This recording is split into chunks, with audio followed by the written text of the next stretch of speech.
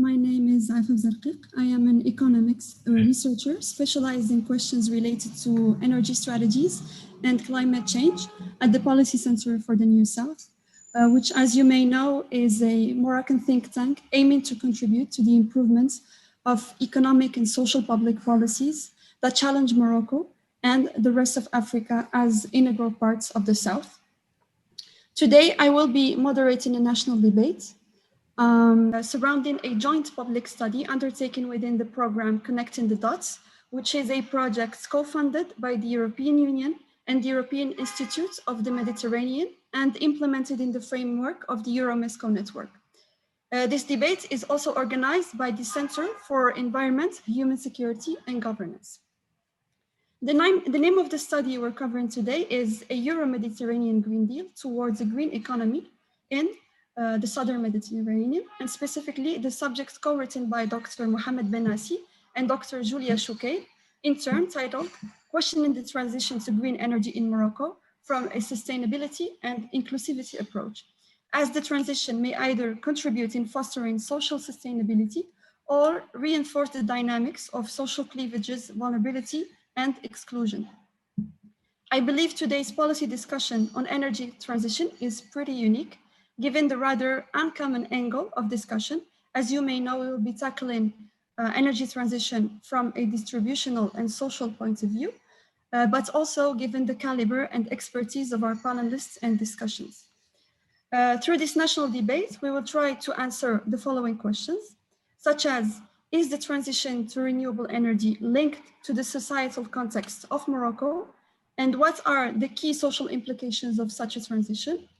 What are the stakeholders' perception of such process? And what is their level of convergence? Who are the intended beneficiaries, winners and losers? And most importantly, is there a mismatch on the ground? What are the main governance challenges? And what are the prospects of such a transition within the perspective of the EU Green Deal? Today's event will unfold as follows. First, there will be an introduction of the public study, and then an outline or review of the findings and recommendations of the chapter in question. Then we will proceed with the roundtable answering questions of interest to the topic by our experts. And finally, there will be a round of Q&A with our audience. So please do not hesitate to ask questions in the chat or the comment section on Facebook or YouTube, and we will address them at the end of the roundtable. To set the scene and present the EuroMeSCo Policy Study's findings and recommendation, we have with us today Dr. Olaf Pullman, who is a visiting scientist and extraordinary senior lecturer at the Northwest University and CEO of the company SENCO, Scientific Environment Solutions in Germany. He is also deputy head of the African Climate Service Centers in West and Southern Africa.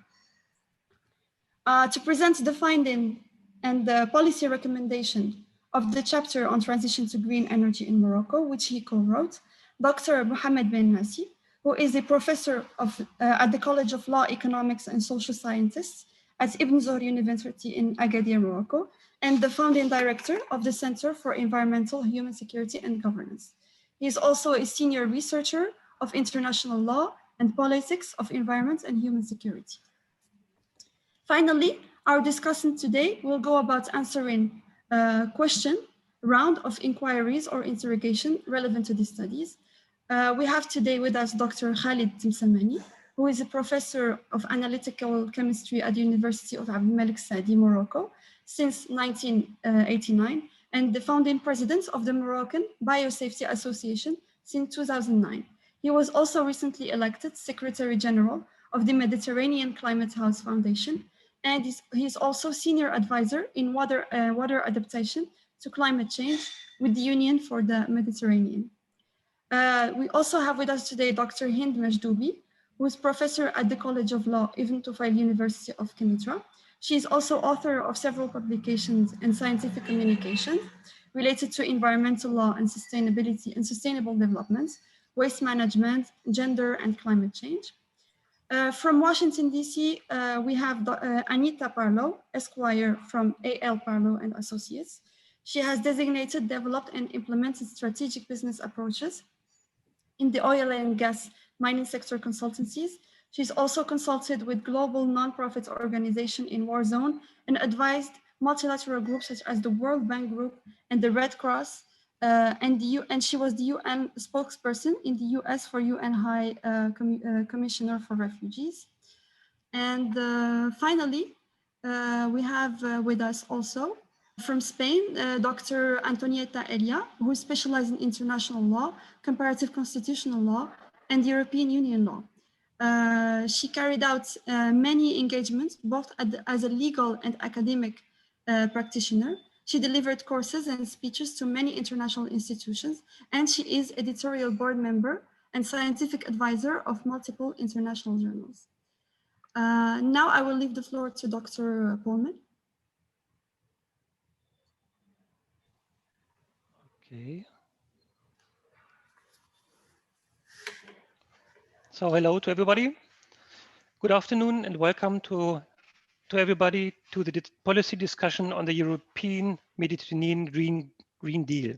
Today I have the honor to present the findings and policy recommendations and also start the open discussion on the policy study, a Euro-Mediterranean Green Deal towards a green economy in the Southern Mediterranean, which was prepared by Giulia Visolo, the coordinator.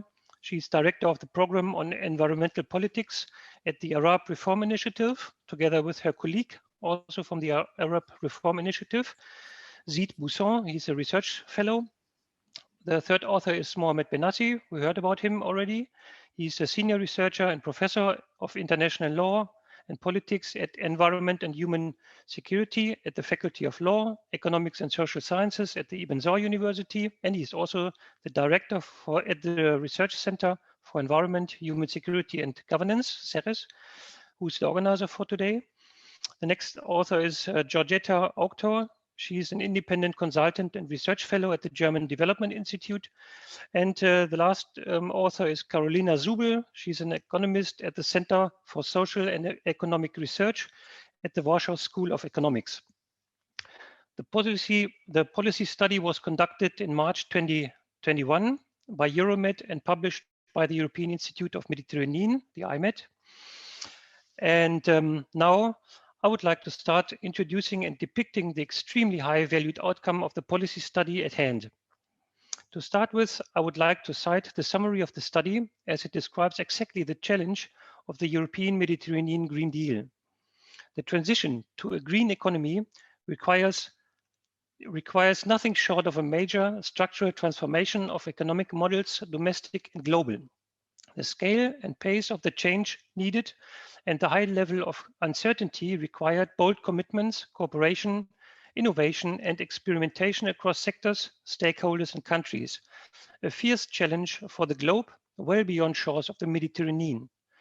Each chapter in this study includes domain-specific and country-specific findings and proposes recommendations on how to accelerate the green economy in the particular context. Due to the social, economic, and political heterogeneity in the region, it is obvious that a one-size-fits-all solution is not suitable. Nonetheless, common findings and recommendations do emerge across the case studies. Keeping this very clear and important statement and the touch challenges in mind, and as basis for our further discussion, we will recognize how important, ambitious, and comprehensive these goals are. Climate change, adaptation strategies, as well as other drivers of global change are causing dramatic effects on natural resources, especially on the African continent and the Mediterranean, and will lead to increasing competition between, for instance, food production, bioenergy, and urbanization.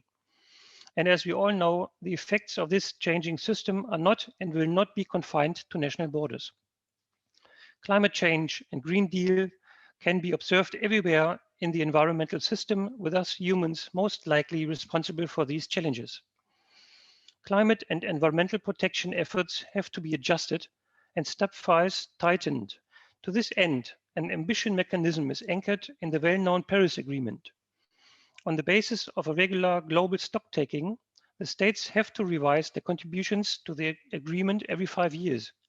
This stocktaking shows the progress towards target fulfillment in terms of environmental protection, adaptation, capacity building, tolerance, and financial flows. almost all Southern Mediterranean countries have developed national strategies regarding green growth, and some have made much progress in planning, but all struggle with implementation and evaluation. Environmental policy remains siloed from core economic and social policy at the national, regional, and international levels. Against this background, this study takes stock of how Southern Mediterranean countries are moving towards green economy models in strategy and implementation. What are the context-specific opportunities, challenges, risks, and trade-offs involved in green economy transitions in the region? And what role can the European Union play in managing them? How palpable is the promise of economic development that is socially inclusive and environmentally sustainable? And how can the EU's Green Deal diplomacy itself be equal, inclusive, and productive? The authors of this study have compiled and expressed very clear recommendations to accelerate green economy transitions in the EU and the Mediterranean. They labeled the green economy transitions as a developmental paradigm which needs to be intersected with existing frameworks, which needs to plan for transformation, and which needs to be measured and evaluated while processing. Based on this extensive and important introducing words, I would like to go into detail on the chapters of the policy study. So the first chapter, with the title Green Industrial Development in the Southern Mediterranean, Harnessing Opportunities, reflects critically on green electricity generation with a main focus on Morocco to support sustainable development as key element, and promoting energy efficiency in production and consumption, here mainly in Jordan, as essential for setting the foundation for a greener industrial sector and for a circular economy model. The author describes in detail which initiatives are taken to develop markets for green technologies and the challenges associated with increasing the environmental sustainability of industrial development. He further states that in this regard, Morocco committed themselves to a green economy and its policy coordinating across stakeholders to expand green technology supply chains, especially in the sector of export-oriented automotive, to attract investment and building capabilities in electric cars and battery technologies. In this case of Jordan, the author continues, their specific development strategies is focusing on sustainability and resource efficiency. The action plan for sustainable consumption and production complements the Jordan Vision 2025 and sets performance indicators to measure progress towards achieving the green economy objectives and aiming for transversal actions with a focus on energy, water and resource efficiency, pollution reduction, sustainable transportation and mobility, to decouple economic growth from environmental degradation. The author further specifies that both countries, Morocco and Jordan, have shown the capability of greening the economy and of developing comprehensive national and sector-level strategies by systematic scaling up of these initiatives up to a fully integrated approach in growth model growth modeling is lacking. In general and not remarkable, the author values the green transformation as still a novel pathway globally, defined by a high level of uncertainty regarding developments of markets and green technologies. Additionally, the private sector participation remains still low in both countries. The causes are seen in low awareness of the benefits that energy efficiency can offer to enterprises, like insufficient communication of positive examples and limited capabilities to adequately translate technical know-how across stakeholders have resulted in narrow energy efficiency market focused on firm-level audits that are not sufficiently customized to firms' needs. Given the fact that the population is quite young in the Southern Mediterranean region, the author points out that an active participation of civil society can play a critical role in advancing the transition towards sustainable models of production and consumption. To ensure comparability with European and the Mediterranean region, the author assumes that quality infrastructure comprising standards, conformity assessments like testing, certification, and inspection gets more important for certification and labeling for green technologies and processes, as also a certification for energy management standards, remain an issue. Even research and innovation capabilities in Morocco and Jordan are seen on poorly developed. The author sees both countries facing a major shortcoming by lack of performing innovation strategies, and in particular, the weak alignment of the national innovation and science and technology strategies with the national goal for greening. The author concludes this study is challenging not only for MENA countries, its scale and novelty, as well as the high level of uncertainty related to markets and technology development, call for experimentation, policy innovation, and partnerships across sectors, stakeholders, and countries. And of course, it calls for implementation. Some policy recommendations which may contribute to greening industrial development in the MENA region and to stimulate foreign direct investments, thus reducing dependence on donor funds in the long run, are strengthening regional integration, policy coherence, and learning. Concentrate on demonstrating domestic value creation, improve the national quality infrastructure system for greening technologies, align skill development programs with national greening strategies, enhance technology transfer and knowledge development, and increase green finance, which is an important point.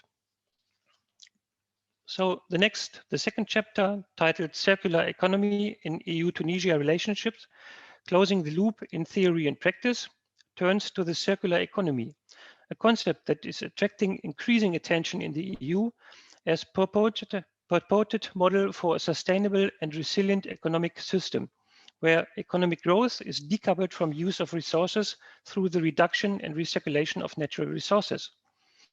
The authors state in this study that circular economy practices are now believed to potentially contribute directly to achieving a significant number of United Nations Sustainable Development Goals. Therefore, the authors point out that the level of decoupling that would be needed to effectively and equitably mitigate climate change and address other environmental crises is nowhere to be seen.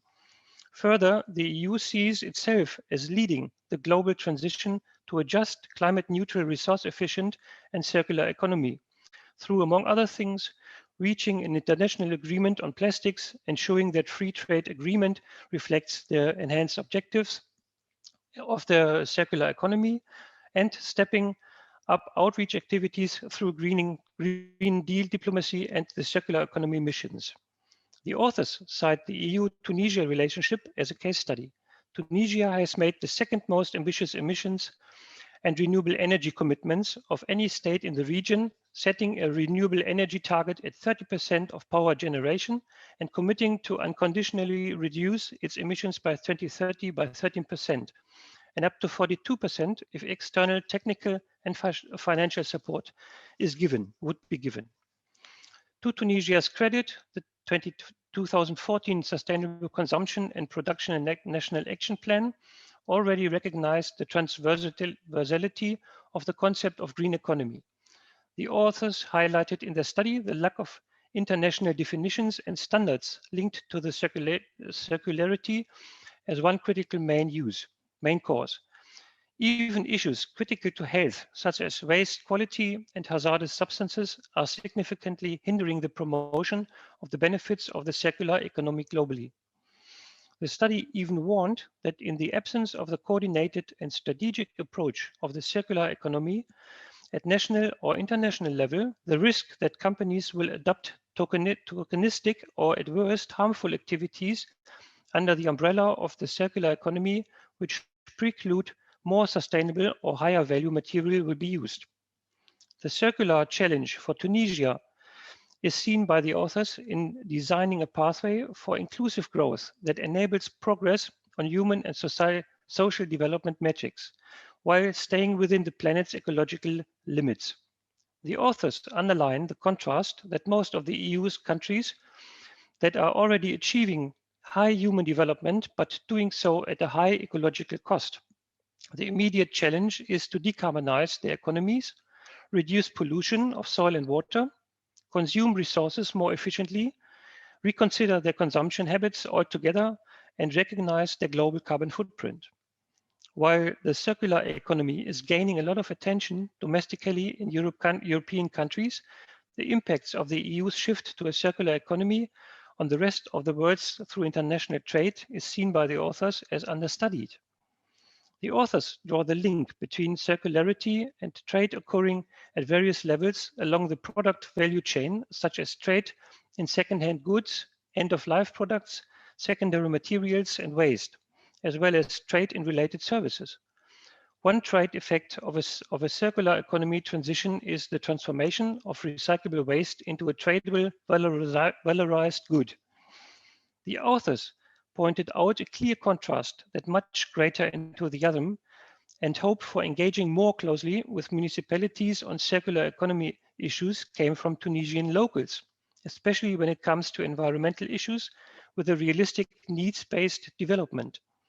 These highlighted overlaps described in the study are seen as demonstrations of local actors' confusion or lack of awareness and erroneous conflation of issues.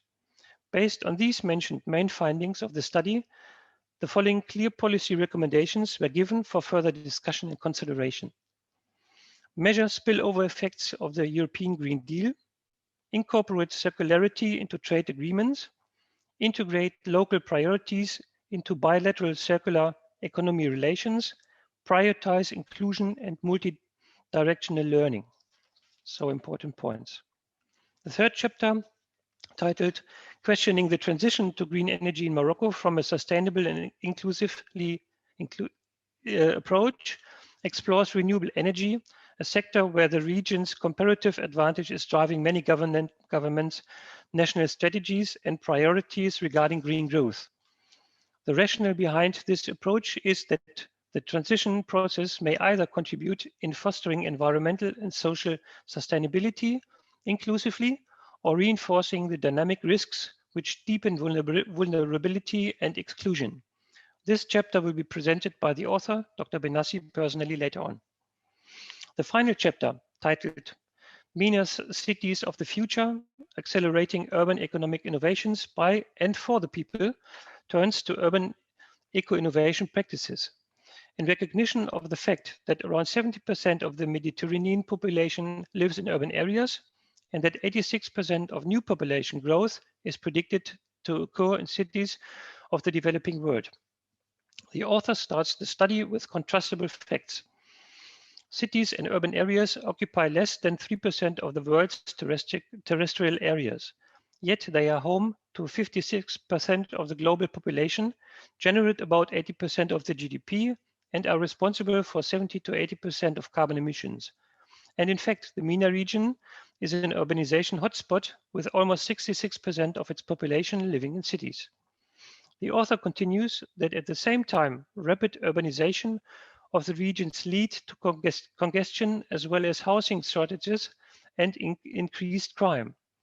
In this regard, the author collected samples of how policymakers could best address these challenges, and in particular, how the European Green Deal and cross-Mediterranean interventions as samples could support the transition to a sustainable and inclusive urbanization in the MENA region. The author additionally emphasizes that eco-innovation will only be chosen when they tackle the problems of climate change, resources scarcity, etc., while ensuring growth, environmental sustainability, as well as inclusion and broad social support. Without that, no real transformation could be pursued. Additionally, it was emphasized to create a catalog of possible solutions for accelerating urban eco-innovations, in particular regulatory context, which could serve as guidelines for local authorities interested in replication with relation to new methods of financing such costly investments without burdening public budgets. Innovative thinking is to be seen by the author as the idea of cooperation of three separate zones: economy, environment, and social engagement, which is not a unique theory when considering urban land or even urban arable soils.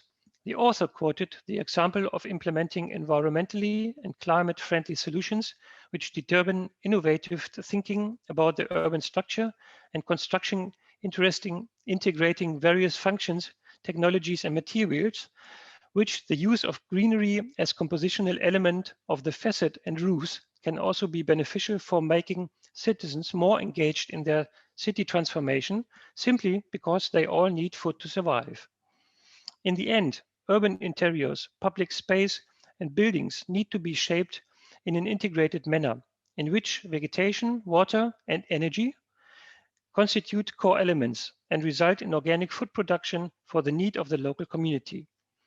These facts highlighted by the author as of the utmost importance, as the MENA region can be defined by very limited arable land resources, 95% of which are already used for agricultural purposes.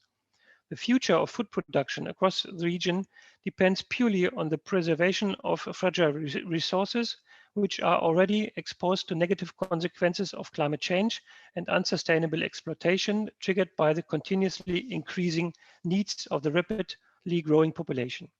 Moreover, unsustainable water use and lack of sufficient water management policies are seen as extremely serious issues across the whole region. The author continues that increasing water efficiency in public buildings is another important step, which could also allow to set a positive example, act as catalyst for changing mindsets and save costs. Compatible with the concept of circular economy, reuse of treated wastewater has a significant potential to preserve resources in irrigation and can also preserve to restore groundwater capacities and humid zones. But the author counts also some constraints to be overcome.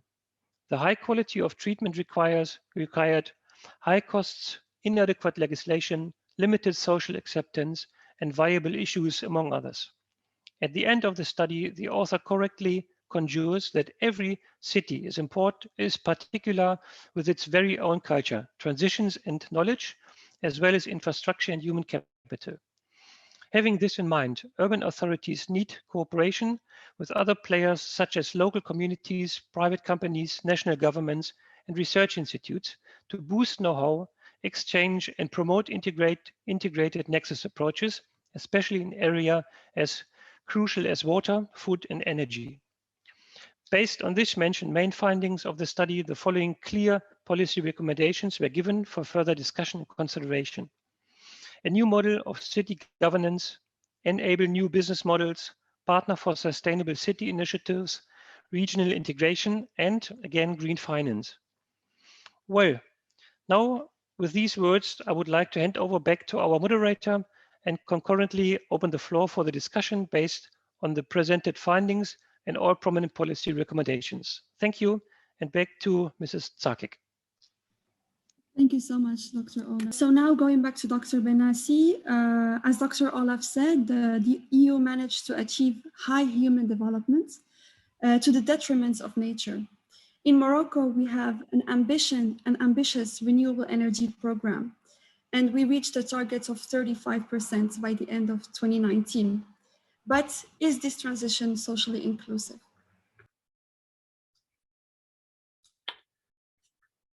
First of all, I would like to thank all participants who accepted to take part in this event.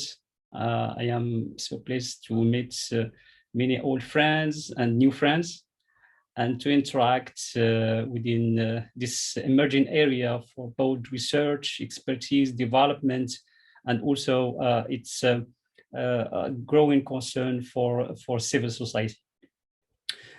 So as mentioned by both the moderator and Dr. Olaf Polman, this study is really subscribed in a broad program triggered by the EU Green Deal, which was adopted during the 2019 in order to make a certain transformative change within the European Union with regard to mitigation efforts, the shift to decarbonized energy systems, and also to make a societal change based on this kind of shift. So I was invited to contribute in this study, which was launched by the IEMed and implemented by EuroMeSCo, which is a network of a huge number of experts from the Mediterranean region, both northern and southern countries.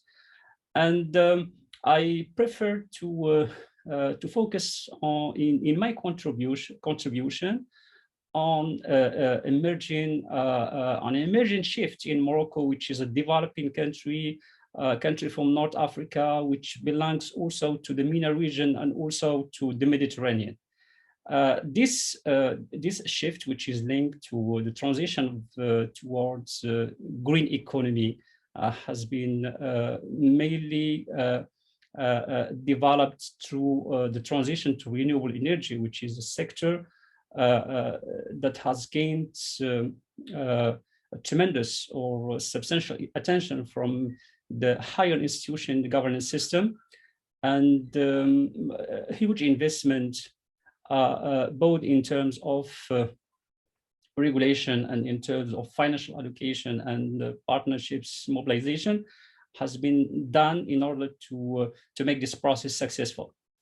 So my role consisted in questioning this process by focusing on its implications, especially in terms of sustainable development and in terms also of inclusiveness and in terms of generating implications for the poor, for the local developments, and also from the how to make this process as a way to fight many sorts or many forms of inequalities, social, territorial, and also gender.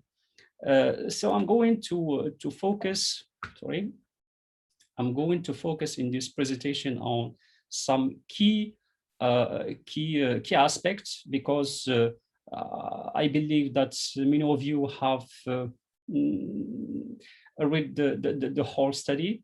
Many of you maybe after this event will be interested in reading the study, but in all cases I'm going to present some key aspects in addition to what has been presented by Dr. Olaf.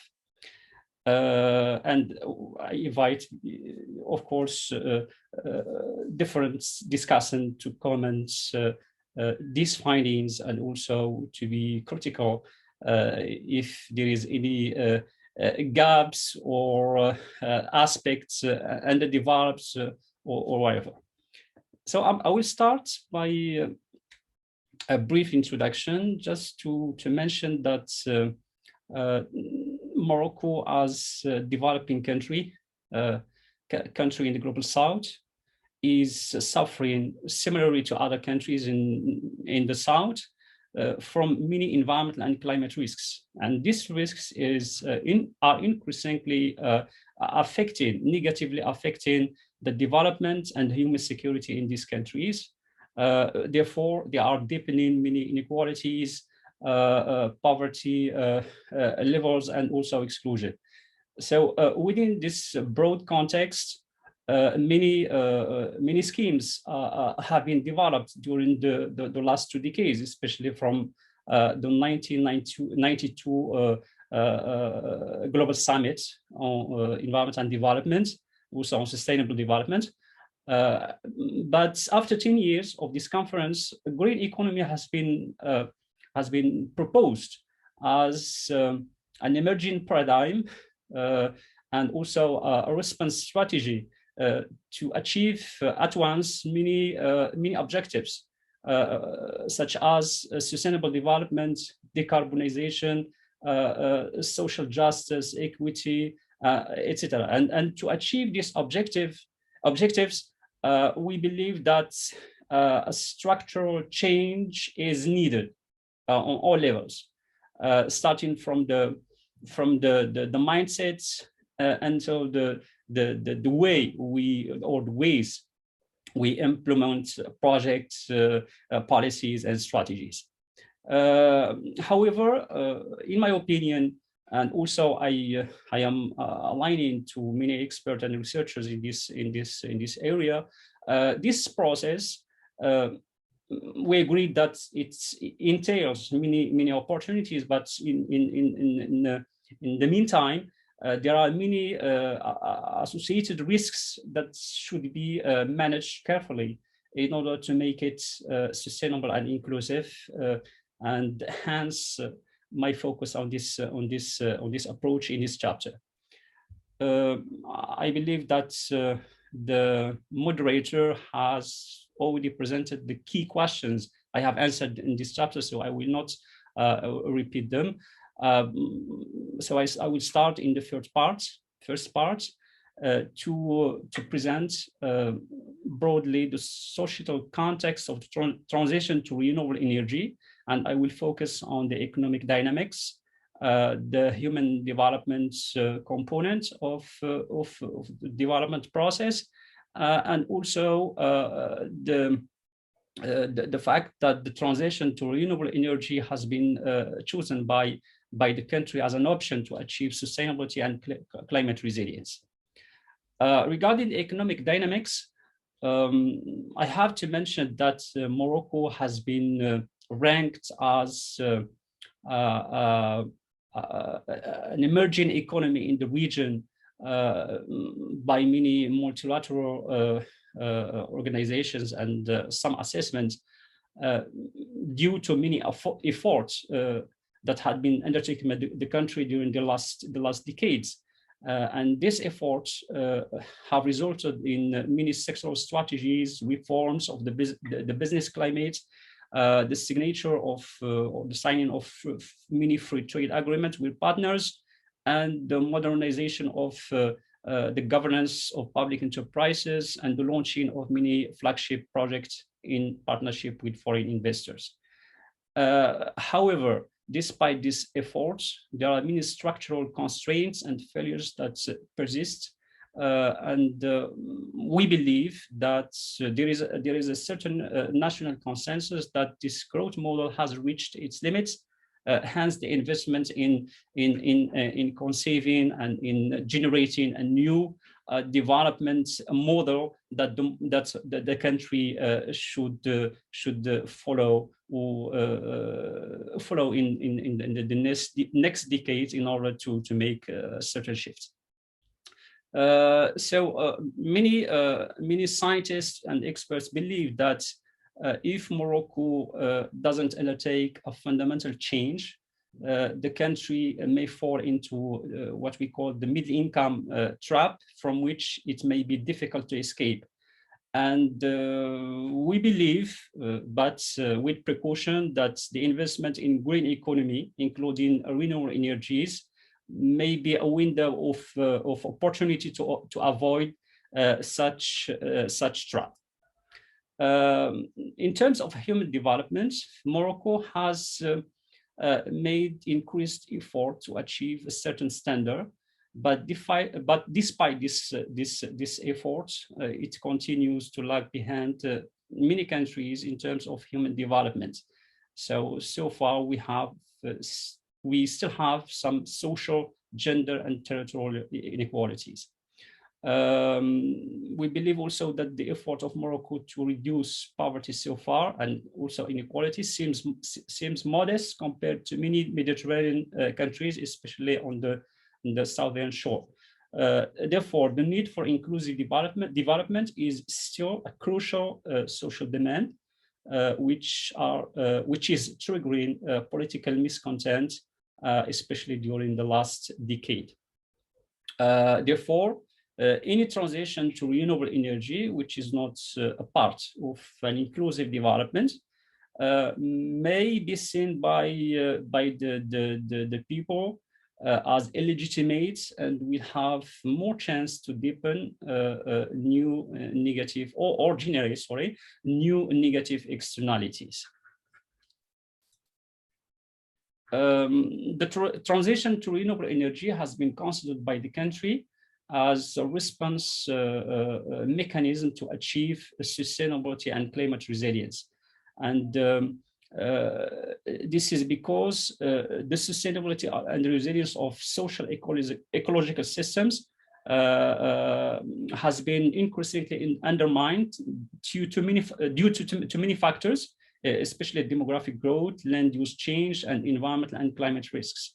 For instance, in 2015, with the partnership,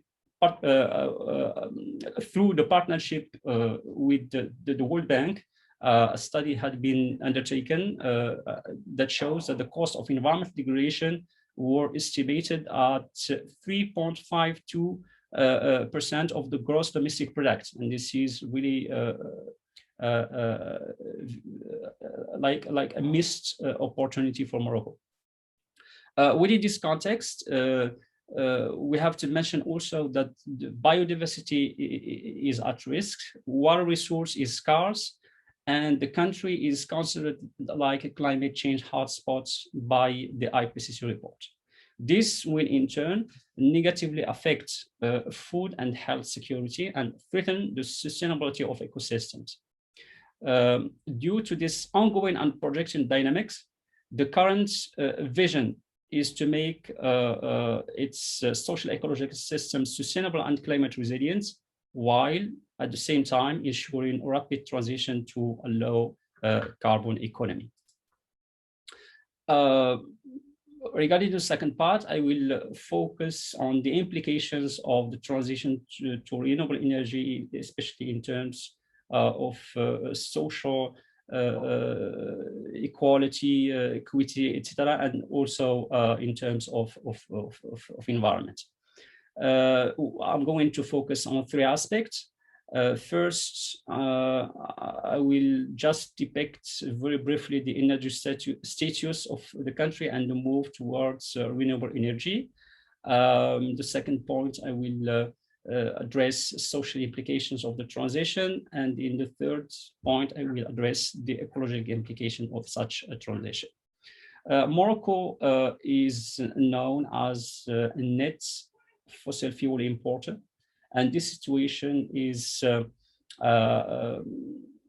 engendering more vulnerability and risks for the country. So we have, for instance, the balance of payment risk given the pressure exerted on foreign reserves to acquire foreign goods, and also political risk in light of the energy security concerns. So to simultaneously manage such risks and contribute to mitigation efforts, the country has decided to move towards renewable energy and energy efficiency as key pillars of energy transition inscribed in a broader green economy policy. And this choice has been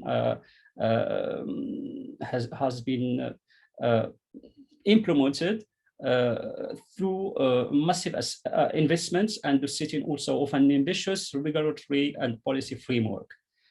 However, many barriers related to the policy, financial and technical frameworks are still persistent, and the country has to address these barriers in the coming years. Regarding the social implications of the transition, renewable energy projects in Morocco are still framed and legitimized as having the potential to value worthless territories, foster sustainable development, and boost growth. However, on the ground, inclusion is without stakeholder inclusion, such outcomes are hardly to achieve. So, for instance, the transition is weakly sensitive to specific needs and stakeholders' expectations, and renewable energy policies and projects are still designed and implemented in an exclusive way. For instance, energy issues still fall under technical register, and related debates are still dominated by experts and mayors. Local institutions don't have sufficient knowledge about energy transition and the type of stakeholders to be involved. Citizens, especially women, have a low level of awareness, often consider participation to the transition as an employment opportunity instead of an opportunity to shape decision-making processes. So therefore, the direct and systematic participation of citizens in this process is currently non-existent in the Moroccan context, despite the existence of some early experiences. Regarding the ecological implications, I have to recall that producing positive environmental returns is among the key arguments behind the transition to renewable energy in Morocco. However, on the ground, this imperative is not substantially integrated in renewable energy policies and projects, and these projects are still land use intensive and have impacts on biodiversity, which may compromise the goals of biodiversity conservation and also ecosystem restoration in the next decade. Also, some solar projects, especially in desert areas, are water use intensive, since their functioning needs a huge amount of water, and combined with the climate change impacts on water resource and ecosystems, the water security of host regions is at risk. In addition, investment in renewable energy is done while simultaneously promoting fossil fuel consumption, especially in intensive carbon emitting sectors like agriculture, electricity production, and also transportation. In most renewable energy projects, environmental impact assessment is used as a methodology, but this methodology often lacks efficient monitoring and evaluation mechanisms, and such assessments are seldom undertaken during the implementation of renewable energy projects compared to their economic and technical aspects. Now, I'm going to, in this third part, I'm going to present the key conclusions and policy recommendations, and I will focus briefly on this aspect.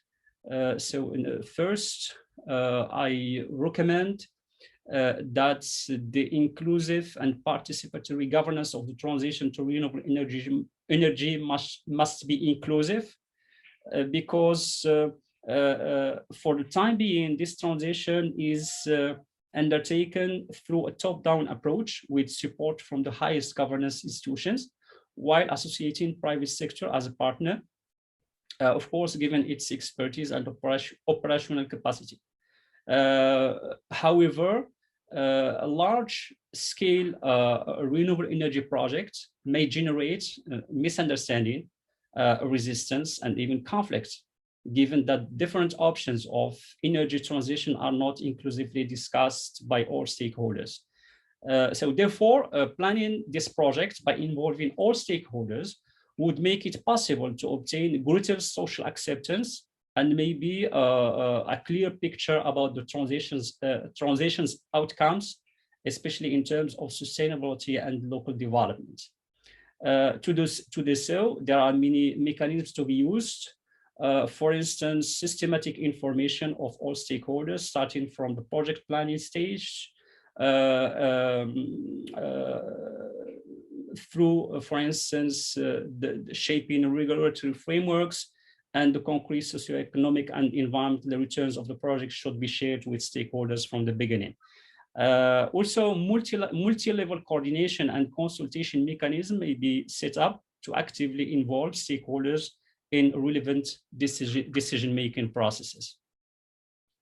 The second recommendation, which is linked more or less to the first one, is the need to promote decentralized renewable energy production, because for the time being, this transition is animated through large power plants, through 3P schemes, and related interventions have not been fully effective, especially with regard to attracting private investment. Therefore, the deployment of decentralized energy generation projects frequently lacks are still lacking financing, and further options to identify innovative financing solutions are required. Also, more concerted efforts are needed to offer the right incentives and strengthen associated social and physical infrastructure to maximize the potential of private sector financing through banking mechanisms, for example. There's also a need to empower local companies and prepare them to participate in renewable energy projects and programs. Finally, decentralized renewable energy production might help, in addition to local development, to reduce Morocco's energy dependence and insecurity. And also cooperation between local governance institutions, project developers like Mazen, and the private sector requires further improvements, because for the time being, this kind of cooperation is missing. The third recommendation is linked to job creation and capacity building through renewable energy projects, because the investment in an inclusive transition to renewable energy may contribute to fight unemployment, especially during the planning and implementation processes. However, the regions where these projects are carried out should be provided with adapted skills and expertise, because for the time being, these regions are lacking such capacities. Therefore, the development of training and capacity building programs will have the potential to fill existing gaps, benefit structurally vulnerable regions, allow the emergence of new professional perspectives and opportunities, and help develop local expertise in the energy sector. The fourth recommendation is about enhancing an eco and climate smart transition to renewable energy. And in this regard, Morocco should ensure that the transition to renewable energy is substantially contributing to sustainability and climate mitigation and resilience. To do so, the country should engage in robust mitigation strategy, and to start reducing investments in fossil fuel related sectors. Also, coordinated planning of renewable energy expansion and the biodiversity conservation is also essential to avoid conflict that can compromise their respective objectives. Similarly, we have to decouple renewable energy production and water use, and also to consider the biodiversity water energy nexus as one of the key approaches guiding the energy transition in the future. Finally, the last recommendation, given that the transition to renewable energy in Morocco is not isolated because of the substantial ties between Morocco and many partners, including the EU. I think that the development of multilateral and bilateral energy diplomacy, especially in the Mediterranean, may play a key role in the future. So this role can help align the interests of multiple parties and shape the scale, extent, and implications of such transition, ensure a transition that serves the political interests of countries while fostering international development, cooperation, and security, and also help countries during the implementation of their relevant domestic policies and meeting their energy demand through a stable energy supply on foreign markets. Therefore, energy diplomacy can be an important tool of soft power, which may help achieve countries' energy transition goals.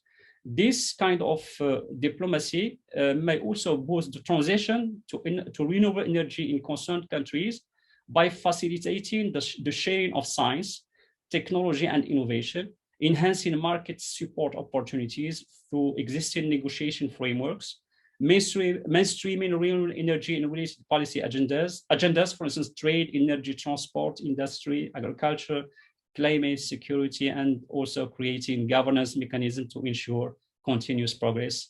And thank you so much for your attention. Thank you so much, Dr. Behnassi, for this valuable intervention. And now I would like to shift the attention towards our discussants and start this national debate. I will go back to one point which I found really interesting, Dr. Behnassi, which is the decentralizing renewable energy projects in the future. Because centralized energy projects are just plugged in into old infrastructure and old models without necessarily fostering the social, political, geopolitical, economic change surrounding this transition. So to talk about this, I would like to ask Dr. Antonietta about how the EU is planning to influence the economies and energy markets of its southern neighborhood. Thank you very much for this question. But before to try to give an input, an additional input to the reflection about that topic, let me to congratulate the authors and the presenters of the report for very interesting content and useful also for future negotiations between European Union and North African countries in environmental sector and energy policy sector specifically. And this is one of the basic function I can find for this report. And also my particular thanks is for Dr. Behnassi for his kind invitation. Very happy to meet all new colleagues and friends today and share the views about.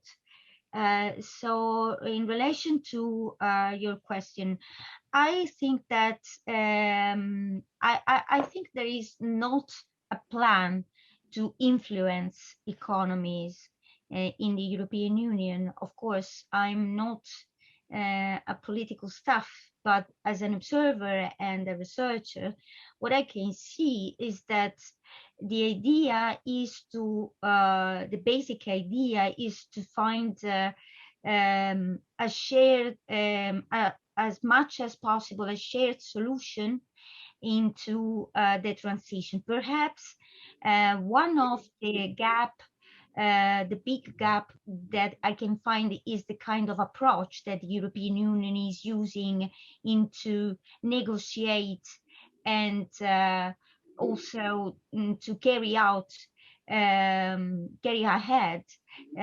some policies in this sector, which is the lack of bilateral negotiation and bilateral consideration of specific realities. And that the first implication is that what, for example, both Dr. Poleman and Dr. Behnassi underlined, the fact that we should decentralize, or on the other side to include people, the fact that the lack of bilateral negotiation between the European Union and the single states has the primary consequence, in my view, to impede such kind of fundamental aspect in improving the transition to renewable energies in a more sustainable way. Thank you. Thank you so much, Dr. Antonietta. Following your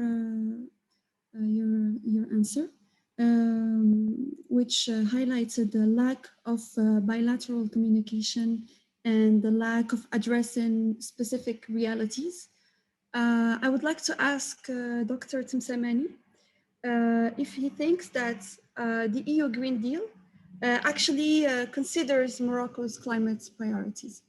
Thank you, Ms. Zartek, for this introduction. And I would like, first of all, to thank my colleague and friend, Dr. Behnassi, for this kind invitation to be a part of this panel. And also congratulate the team. My turn to congratulate them for this excellent work and for this very interesting report that I'm quite sure will be relevant to certain internal or national policies once the time will come to revise some of them. So please allow me to say a few words about the objectives that are included in the 2030 climate target plan, because what I'm going to say is going to be coming from someone who will focus only on the climate change part and the sustainable development part of your study. So the objectives of the EU Green Deal basically are to set a more ambitious and cost-effective path to achieving climate neutrality by 2050, like it has been already said by the colleagues before me, and also to stimulate the creation of green jobs and continue EU's track record of cutting greenhouse gas emissions whilst growing its economy, and also encourage international partners to increase their ambition to limit the rise in global temperature to 1.5 degrees C and avoid the most severe consequences of climate change. So that's the general objective. Now, obviously this plan is in line with the Paris Agreement objectives to keep the global temperature increase to well below 2 degrees C. However, let us see what concrete actions did the Green Deal take to encourage international partners such as Morocco to increase its climate ambition and especially increase its climate resilience. So did the Green Deal, in its climate change section, consider climate priorities of countries like Morocco? As a reminder, climate vulnerabilities in our countries are mainly water scarcity, land degradation, leading to increase in agricultural yields, and thus food insecurity.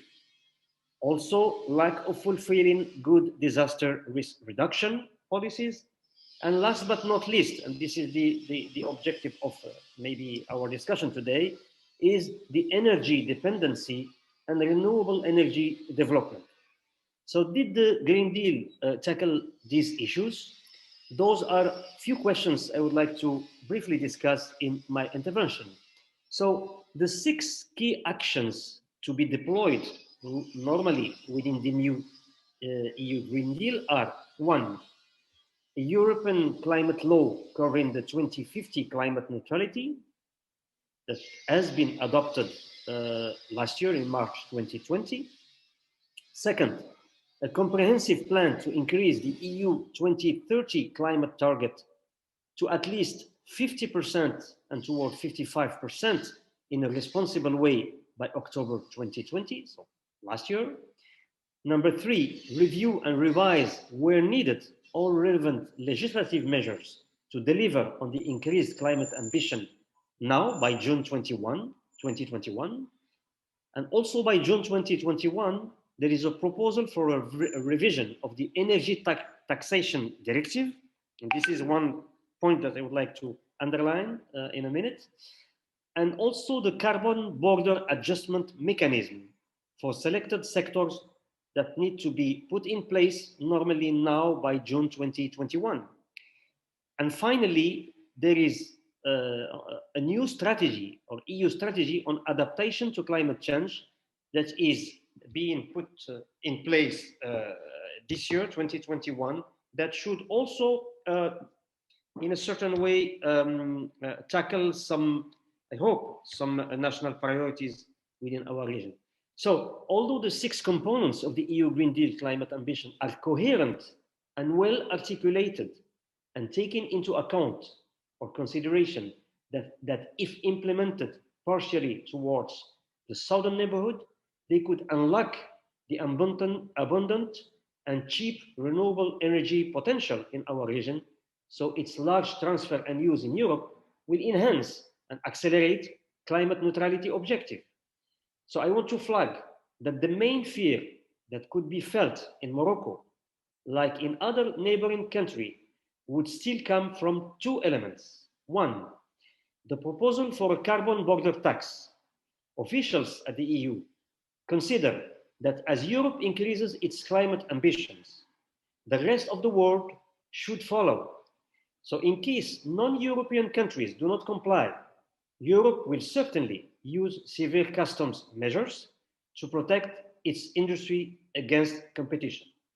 Number two, the remaining ambiguity in terms of how the new EU strategy on adaptation to climate change can integrate some of the adaptation priorities in our country. So basically, we think the fifth and the sixth elements of the climate plan could be a concern for the southern countries once projects will start to be implemented. So I don't want to go very deep within the adaptation components of the Paris Agreement, but I would like just to say, on the light of the Paris Agreement, which is a multilateral statement, we are keen to see how the announced new EU strategy on adaptation to climate change is aligned with the Paris Agreement global goal on adaptation, which is Article 7.1, it is called the GGA, which principal objectives are enhancing adaptive capacity, strengthening resilience, and reducing vulnerability to climate change with a view to contributing to sustainable development and ensuring an adequate adaptation response in the context of the temperature goal referred to in Article 2 of the PA, the Paris Agreement. So definitely, I hope the Green Deal will have some positive impacts enhancing climate resilience of our population. Now, Ms. Zarqik, can I switch now to the renewable energy part of my intervention, or you want me to do it later on? If it's relevant to what you just said, you can go ahead, Dr. Okay. Sorry, Dr. Temsamanim, I would like to make some additional comments to your intervention, if I can. Yes, please. On this point. Very interesting. Thank you very much. So I think that I think that the strategy, the Green Deal approved in 2019, is just a strategy at the moment. We need to see what will happen with the resilience and recovery plan of member states approved by the European Commission after that, which are going to be approved by the European Commission after that so black period of pandemics, which one of the condition of the basic condition to receive for member states financial support for resilience is the climate change policy related policies and support of energy transition, so also for recovery of buildings and so on for member states. So I think that we are still in a process, and the utility of the Green Deal, in my idea, but perhaps I'm really optimistic, and I strongly believe in bilateral and multilateral cooperation, especially when we are facing global challenges like that one. That the impact of diplomacy and the negotiation in relation to Green Deal is not just in terms of economic aspects, as you already mentioned, but of capacity building,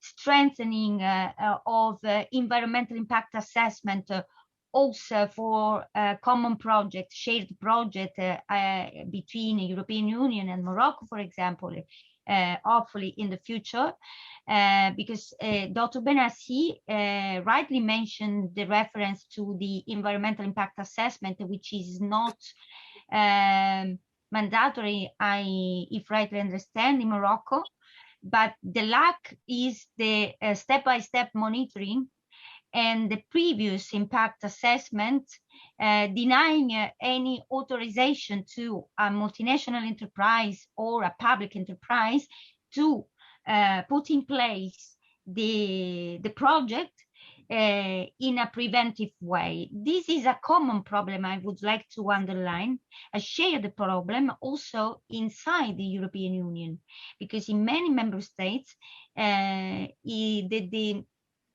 environmental impact assessment, depending from the sector, is differently regulated in accordance with national rules under a common directive of the European Union, but then it is developed at national level differently. So I think that we should find a common problem, because common problem generates shared solution, of course, in the respect of specificity of every country, every local community, which is the most important thing, I guess, to include and to it's a binary process, the decentralization and the inclusion of stakeholders. So as much as I decentralize, I include step by step in a more dynamic way, but that's the idea I think we should take into account. Thank you very much. Thank you so much, Antonietta. I think what you have proposed is very interesting. The fact that we should find a shared solution to this transition. So I will let Dr. Tsemtsemani comments on. Thank you, Dr. Antonietta. I think we all agree on the same points. Just maybe I misunderstood, but just want to correct something that I heard, is that we have there is some lack of policy or strategy or whatever about the environmental impact assessment in Morocco. Having worked at the Ministry of Environment for several years, I know the laws, all the laws that we have. So the law 1102 is specifically a law about the environmental impact assessment of any project, of all project sizes. It starts with small size project at the local level. So that's the regional or the local commission that discuss the project in all decentralized line ministries sit down around the table and discuss the project and approve or don't approve regarding the impact on the environment, the biodiversity, water, etc., etc. But now for the mega projects like renewable energies, there is a national commission that is chaired by the Minister of Environment. So this is the law. So all mega projects, basically, theoretically, and also on the ground, they have passed through this national commission. So maybe I misunderstood, but there is a national commission about the mega project related to renewable energy. Sorry to interrupt you. Yes, maybe I wasn't clear. I said that I don't know the applicable law in Morocco, because I said I don't know if mandatory or not, because I don't know the applicable mandatory, absolutely. Outside, but in every case, as Dr. Behnassi rightly noted, there is possibly not just in Morocco, in many European countries, we lack monitoring step by step. It is a very big, great issue to have a commission for big projects. This is a very big achievement for Morocco, but the problem we try to solve, and partially, I think, at the European Union level, with the approval of a series of mechanisms, they try to do that, but in practice, with not much result, in my opinion. But that's my opinion. We should have a monitoring step by step, because the idea basically is that, okay, I approve the project because at the moment it is there is no impact on the environment, but that contamination can come across in many years after. So there is, depending from the need of mutual sharing and negotiation between EU and Morocco, or to maybe I will correct something I heard earlier this afternoon. The renewables capacity target of Morocco is to reach 52% of the total energy by 2030. So 20% solar, 20% wind, 12% hydro. Okay, that was for 2030, but at the 2015 COP in Paris, the Paris Agreement, Morocco switches from the 42% initially to 52%. So now we have these figures that I give you now. So to meet this target, the country aims to add around 10 gigawatts of renewables energy capacity between 2018-2030, consisting of 4,560 megawatt of solar, 4,200 megawatt of wind, and 1,330 megawatt of hydropower capacity. Now, the conventional wind and solar energy are quite important either for the EU and Morocco. However, this is related to the Green Deal. The EU is counting also on hydrogen to achieve its ambitious climate goal, the climate neutrality by 2050, like almost all the countries or the state parties of the Paris Agreement. Now, the solar hydrogen may be the sustainable energy key of the future. It can be safely produced by water electrolysis using renewable energy like solar and wind power. So the tremendous abundance of renewable sources in Morocco are favorable to the creation of scientific, technical, and economic cooperation and partnership between Morocco and the EU in the hydrogen production. Now, beside Morocco's, and this is what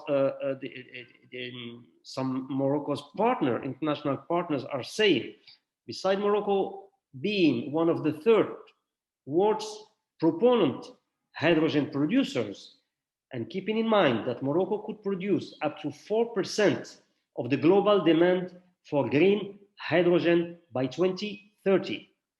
The so-called power-to-X products, which is a form of electricity conversion and energy storage that allows for the use of surplus electric power, typically during periods when renewable energy generation is fluctuating. I think the promising future of green hydrogen production that Morocco can offer to the EU will be able to boost EU's 2050 climate neutrality within the energy mix. So in this regard, Morocco envisages to produce approximately 10,000 tons of hydrogen per year starting 2025. And this has been tailored in a certain way by the German government. So there is a strong partnership between Morocco and the German government to work on this particular subject. So the German government is studying hydrogen for both market use in Morocco and future export opportunities to Germany. So if Morocco and Europe are able to develop a joint hydrogen strategy, both regions will potentially benefit. Now, my last part of the intervention is related to a challenge that has been raised by Dr. Behnassi, which is the challenge of the financial or the climate finance related to energy. So if you want, Ms. Zarqeq, I can leave it for the end, and I will just stop now. Back to you. All right, let's do that. Thank you so much. So my question now is surrounding, as you said, as the energy matrix of Europe will become more and more diversified, there will be some winners and some losers. With Morocco, we share some energy transition projects, And there is a potential for us to export our energy to Europe in the future.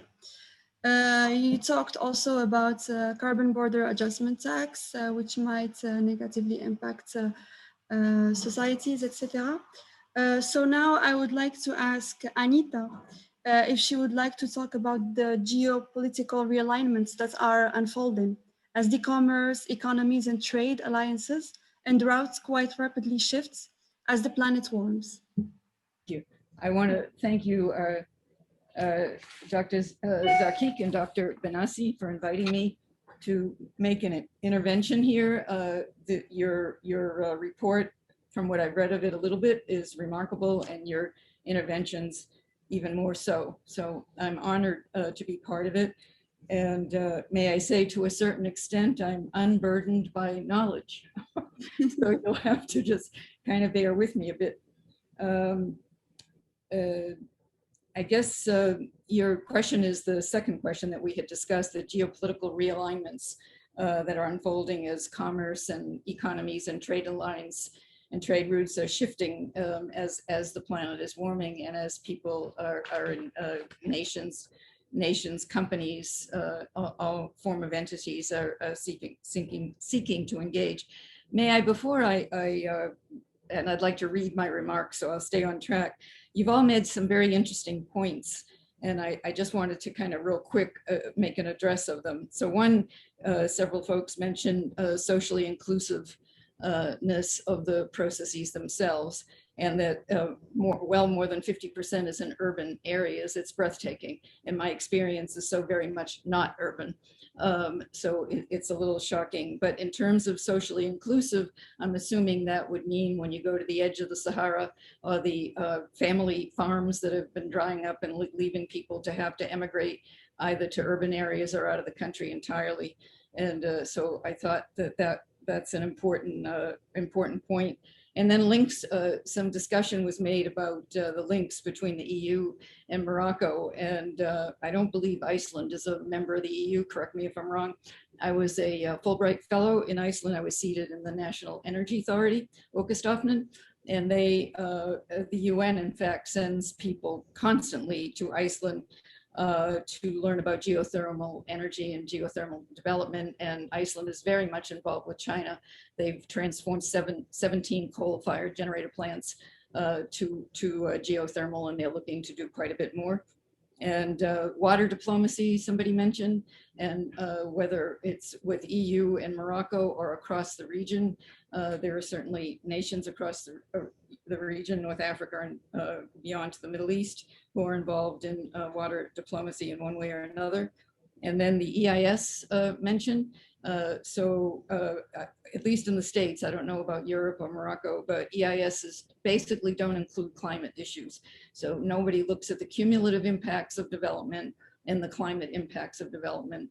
And whether or not there is a regulatory process within the framework of the law, it would seem to me that there would be a encouragement for that kind of component to be included in EIS statements. And then I just wanted to mention commercial fishing.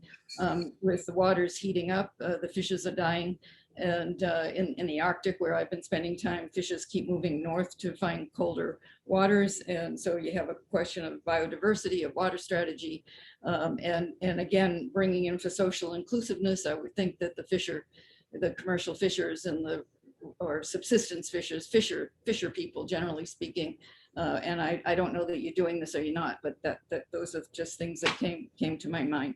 So thank you for bearing with me. And so just to say, the energy sources that are powering our societies have been undergoing a period of rapid change. As we've been discussing, renewables have emerged as a technologically feasible, economically attractive, and sustainable choice that increasingly can meet the energy needs of countries, corporations, citizens, as tackling climate change becomes more and more critical, and renewables steadily increase their capacity to meet our energy needs. A global transition to sustainable sources will continue to accelerate. And the points being made about getting as local as possible, I totally, fully appreciate that. Renewables enable countries to strengthen their energy security and achieve greater energy independence by harnessing indigenous renewable energy sources that can be found across the planet, nation by nation, and the comments about the hydrogen program certainly meets that. In recent years, we've witnessed a transformation of the global energy systems that has helped reconfigure the geopolitical map of the world, which has prevailed for decades. The shift from fossil fuels to renewables is being driven by new technologies, falling costs, increasingly making renewables as competitive as conventional sources of energy. The speed of the energy transformation, however, is uncertain. Because of the complexity of energy systems, there are many scenarios on the future of energy as there are forecasters. Nevertheless, scenarios that model an energy future compatible with the goals of the Paris Agreement have a similar structure: near-term peak in fossil fuel demand, a rapid uptake of renewables, and a long decline in fossil fuel demand. And just to mention a couple of forces of change, so declining cost, pollution and climate change, renewable energy targets, the business case, technological innovation, corporate and investor action, and public opinion.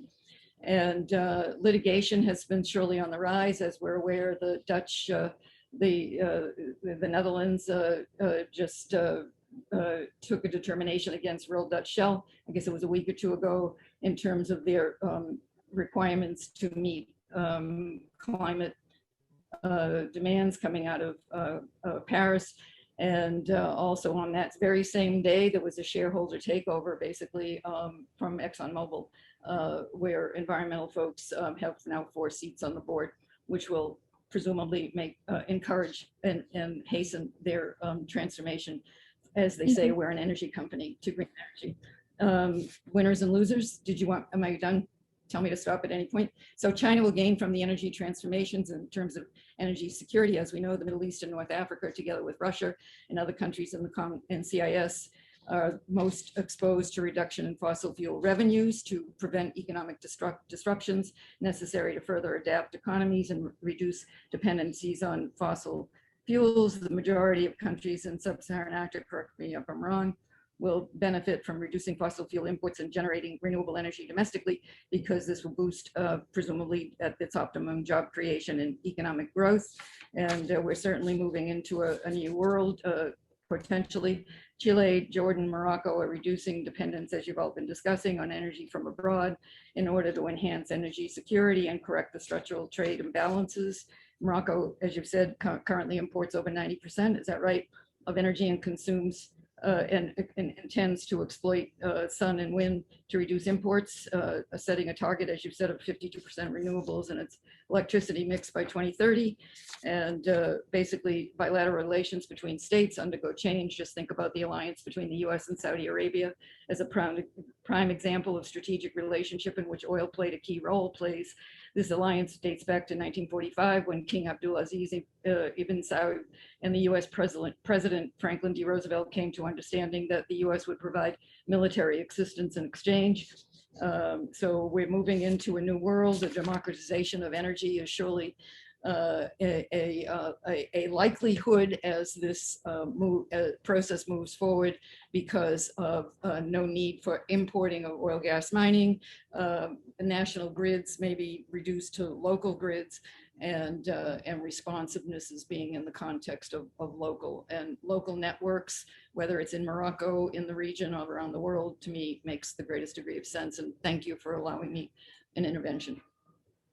Thank you so much, Anita. May I add, because you've talked about in the midterm how countries will need to retrofit their economies, and oil exporting economies will need to retrofit their economies, and how China will hold the supremacy in terms of value chain production, etc. So I would like to add that on the consumer or importer side, for example, in Europe, the challenge will be to implement vast infrastructure without putting at risk their socioeconomic stability. So moving on, as you said, Anita, it's fascinating how the EU is sending people to Iceland in order to learn about geothermal energy.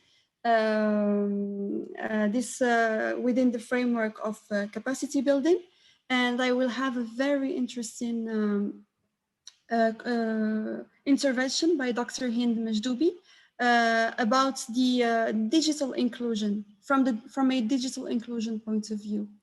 And she will be answering the question of how can energy transition put at a disadvantage communities and individuals who lack access to technology, to information and communication technologies. To start, I would like to thank the public debate organizers, especially Dr. Behnassi, for inviting me. The chapter has been prepared by Professor Behnassi, has well presented the transition to renewable energy from sustainability and inclusive perspective in Morocco. As you know, Morocco has done a good job in the renewable energy sector. The ambition is to increase the renewable energy part of the installed capacity to 52% by 2030. In addition, Morocco is seeking to become a major green hydrogen producer and exporter, as Dr. Tamsamani said. For this purpose, Morocco has signed with the International Renewable Energy Agency on the 14th of June 2021, a strategic partnership to advance knowledge in renewable energy and accelerate energy transition. Particularly, the partnership aims to advance the Moroccan green hydrogen economy. Well, as far as I'm concerned, I would like to discuss the transition to renewable energy from the inclusion perspective. I aim to discuss it from the digital point of view. Indeed, social and economic inclusion should be considered in a material environment and also in a virtual one. I suppose it's no need to stress on how digital inclusion could be crucial for the sustainable development. It becomes a nowadays priority, especially to make it available to public services. Also, the markets have switched to digital environment. The access to information is done increasingly via digital channels. So the question now is, what is the link between the transition to renewable energy and the digital inclusion? From my point of view, I would like to illustrate the link by taking as an example what we have lived recently during the coronavirus crisis. The example is related to the lockdown that switched people to a virtual existence.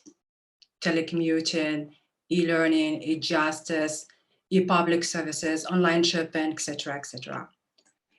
Thus, the lockdown highlighted the importance of the digital channeling, especially to provide online learning, e-public services, e-markets, and of course, social networks, which offer people an aspect of normal social life.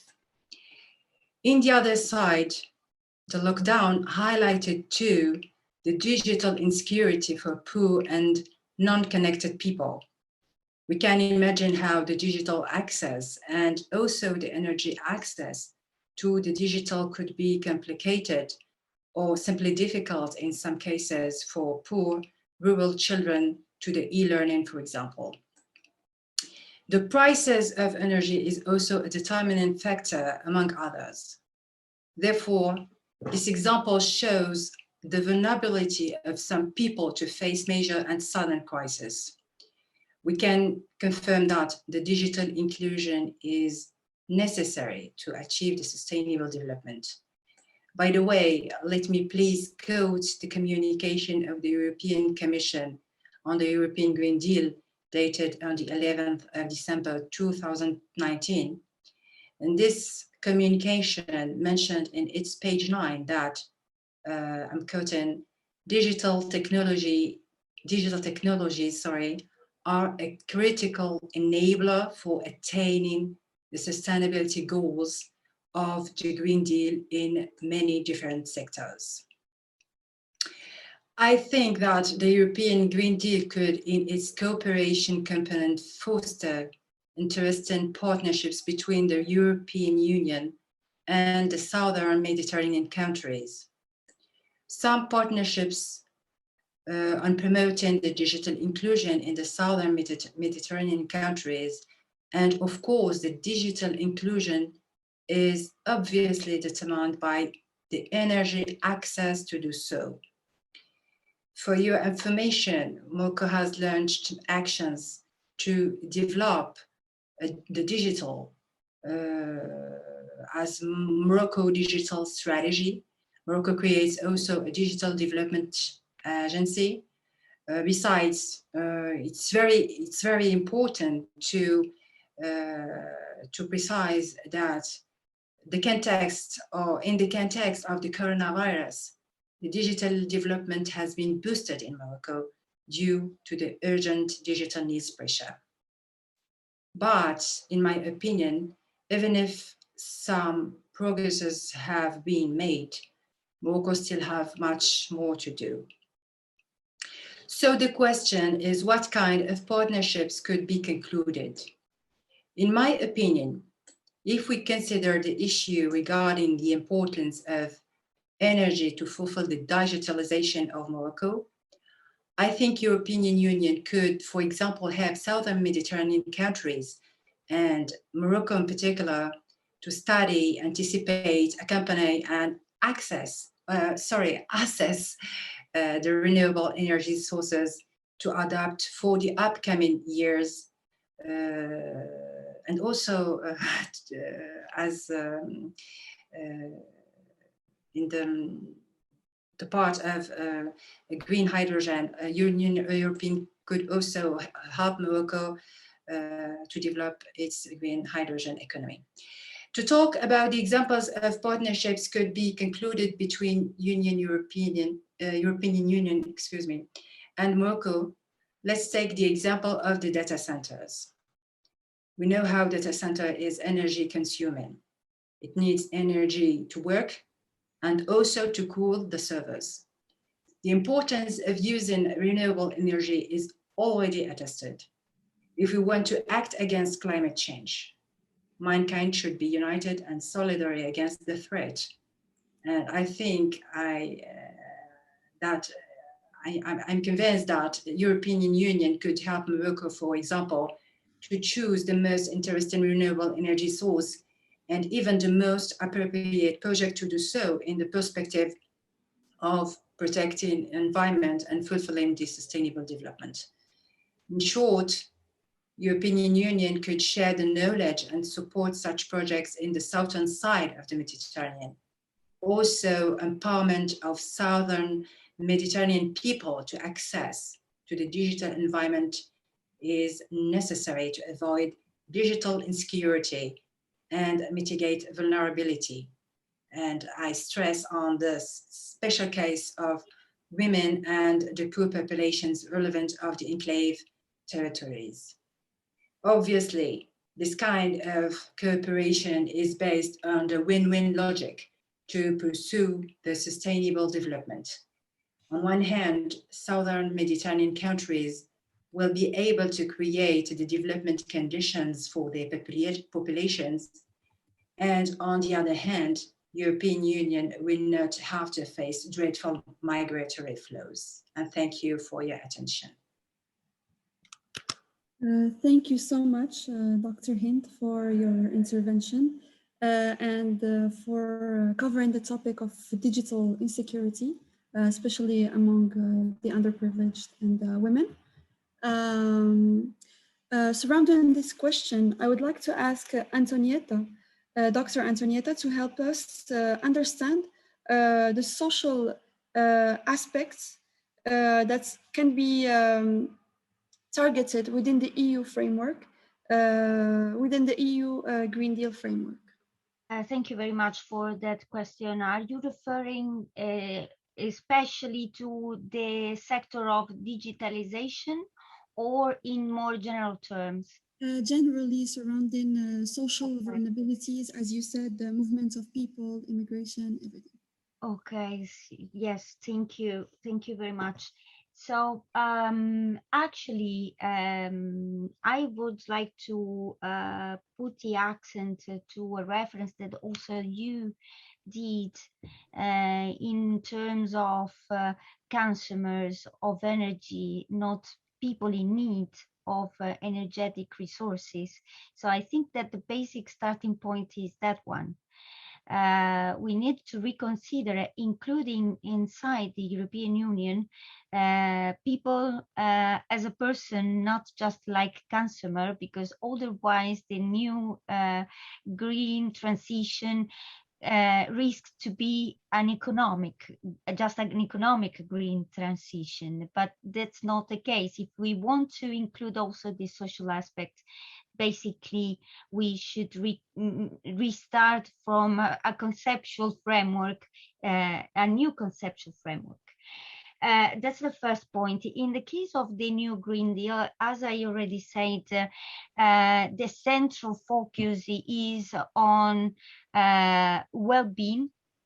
People is also the topic of the G20 under the presidency of Italy that year.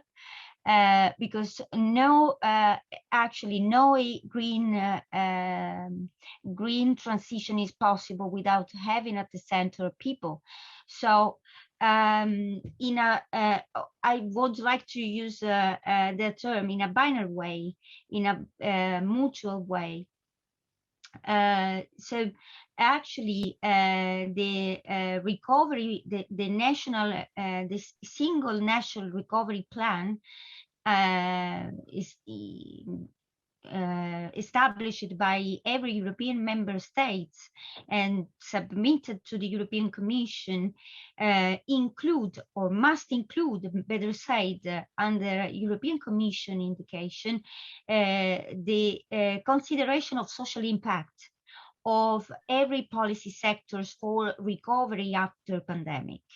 So if we want to reason in terms of possible impact, we have seen the impact of the pandemic socially, and especially on, I don't want to use the term because women are not vulnerable, are targeted as vulnerable, but actually they are not.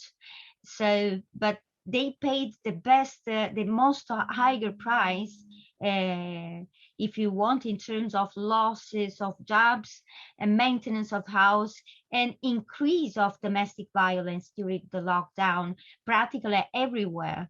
As the High Commissioner of Human Rights already said,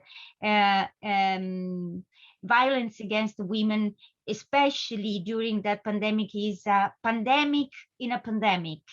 So the first target group is women, and resilience and access to equal access to the job market, and equality of not just of access, but also of resources. The other social impact included, and it has been also mentioned by my distinguished colleague, talking about digital innovation and digital facilities, is in relation to access to education. Also for poor region of European Union, let me think about existing lack of infrastructures in certain zones of Europe, also in the south of Europe, to guarantee a stable internet connection, to give access to people to internet, or family which are not able to have a device at home to guarantee access to education. So this is another impact, social impact. And the third one is the dignity of work. Dignity of work and dignity at work, because you know that always in relation to digital economy, digital innovation, a lot of digital gig economy, what we know, gig economy jobs increased. So without the same guarantees or the same level of guarantees for workers, during the function of their works. And we have few cases in Europe, for example, of people that working as riders gave had accident, including death accident, without no any kind of support. So these are the main areas, three of the main areas impacting from the new deal, I guess. Thank you. Thank you so much, Antonietta, for shedding the light on these broad areas of intervention of the EU Green Deal, I mean, socially speaking. For now, I would like to ask Dr. Samani about the possible financial challenges that Morocco is facing, and how can our country unlock climate finance in the field of renewable energy? Thank you. Okay, thank you, Ms. Zarqiq. Yes, this is a good question. Like we say in France, l'argent c'est le nerf de la guerre. So without finance, without climate finance, we cannot achieve anything, especially in this field of implementing a strategy, a very ambitious strategy in renewable energy for Morocco. So hopefully Morocco have very good partnerships, especially with the EU and other countries. So on a win-win basis, Morocco can achieve something. This is what we all hope. Morocco and other countries in the region, of course.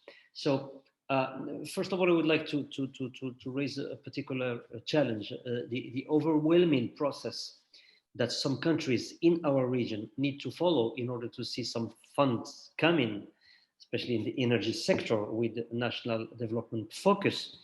For example, the GCF, the Green Climate Fund, which is one of the #1 financier when it comes to implementing the Paris Agreement. So those countries, by having these challenges, it push them to step back and seek some other sources of climate funding with easier access, to say it in this way. So in this regard, I would like to raise attention of the EU, some EU decision makers, of the double opportunity for the Green Deal's climate target plan to be successfully deployed by filling the funding gaps countries such as Morocco are facing, and engage the EU with those countries in projects of mutual benefit. So this could be achieved by slightly downscaling eligibility criteria, so those cooperative projects can boost EU's climate action on a win-win basis. So opportunities to help secure climate finance to overcome financial gaps in the energy sector do exist, and they need to be seized. Several actions need to be considered. They are related to governance, policy, institutional, and human development. Concretely speaking, I think climate finance can be dealt with at the national, but also at the subnational levels, based on specific and/or tailored approaches at the various levels. These actions, and that could be some recommendation that I can make. First, proactive implication of the private sector in financing the energy sector, and supporting projects considered at the interface between mitigation and adaptation. That's one of the key elements where having some GCF funds are not successful.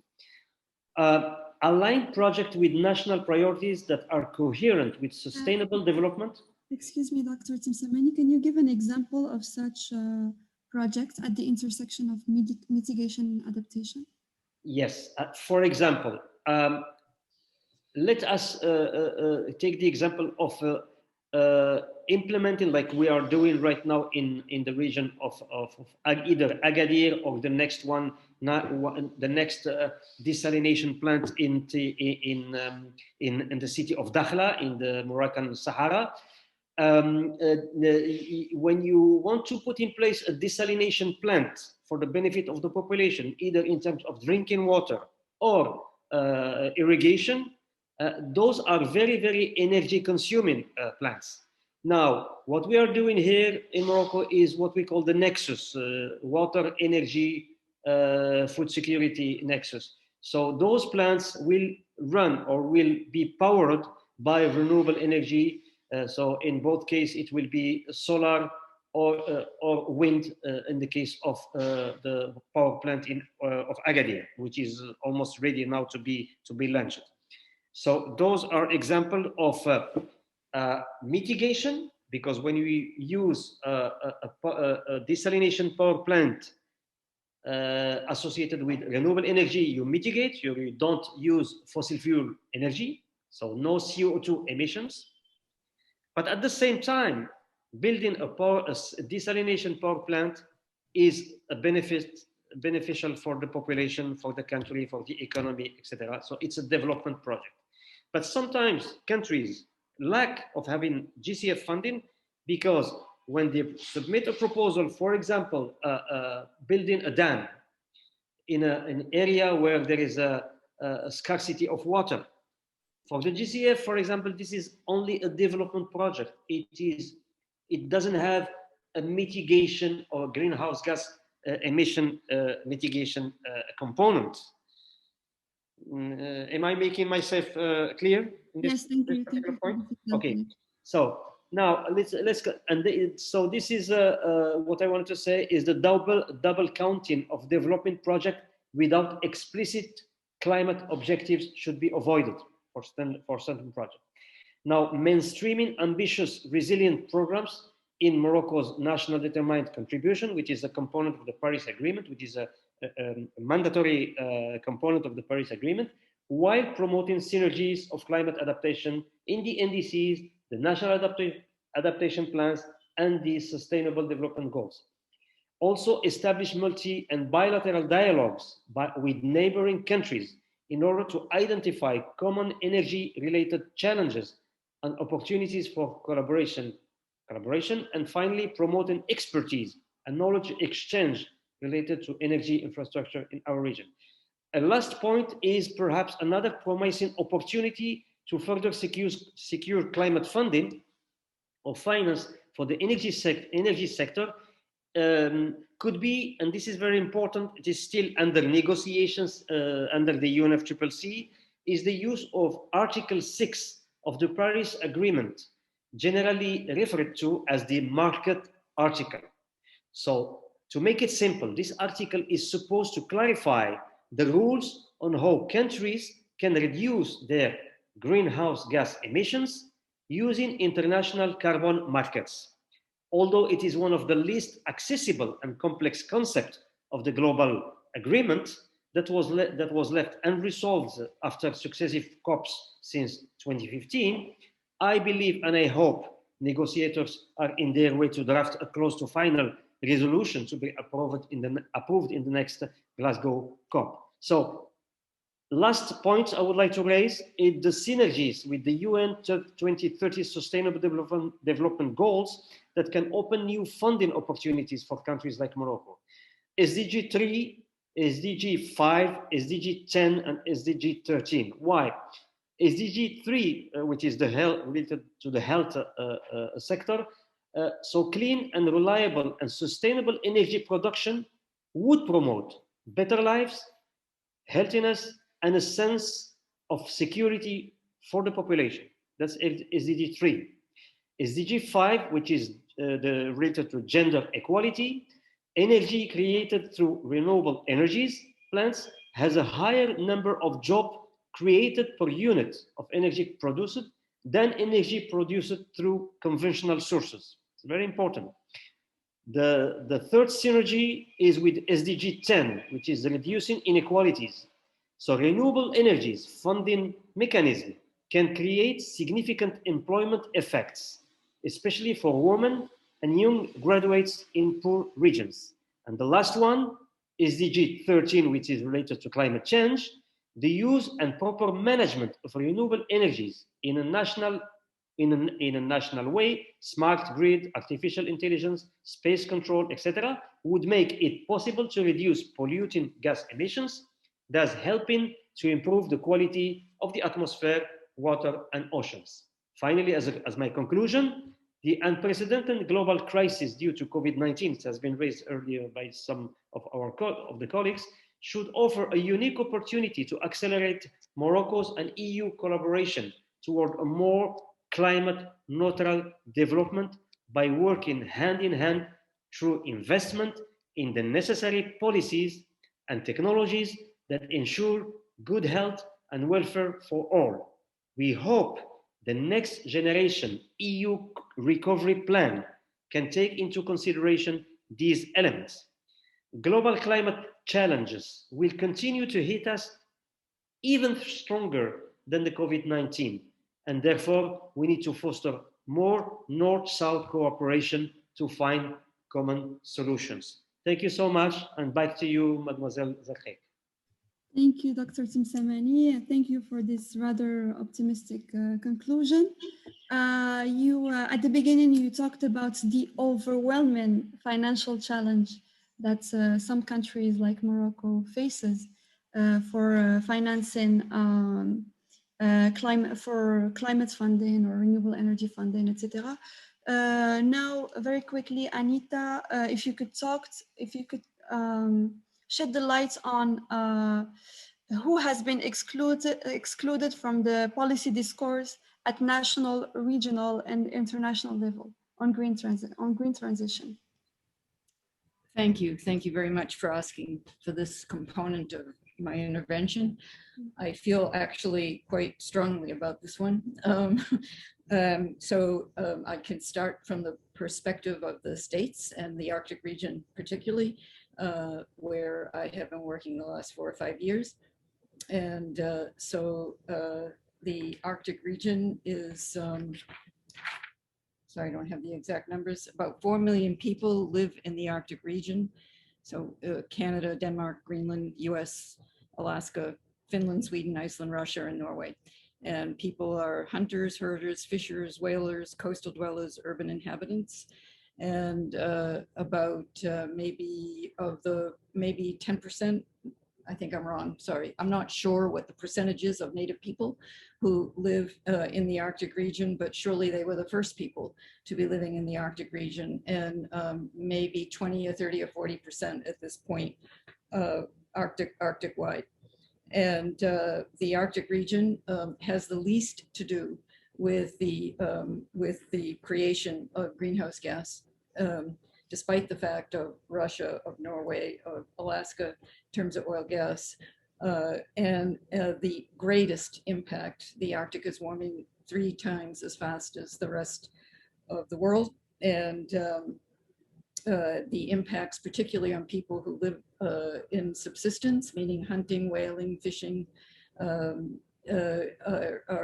People said to me a year and a half ago, 2 years ago, that the walrus and the seals are getting skinnier, and the whales are no longer migrating in the same paths because the ice that used to be 77 months out of the year is now 3.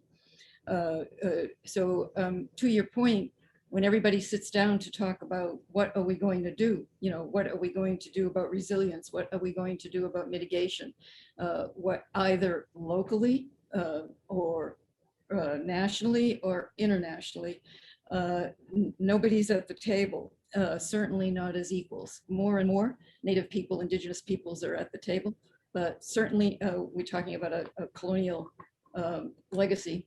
So we're not talking, generally speaking, even Greenland is a colony of having a seat at the table as equals.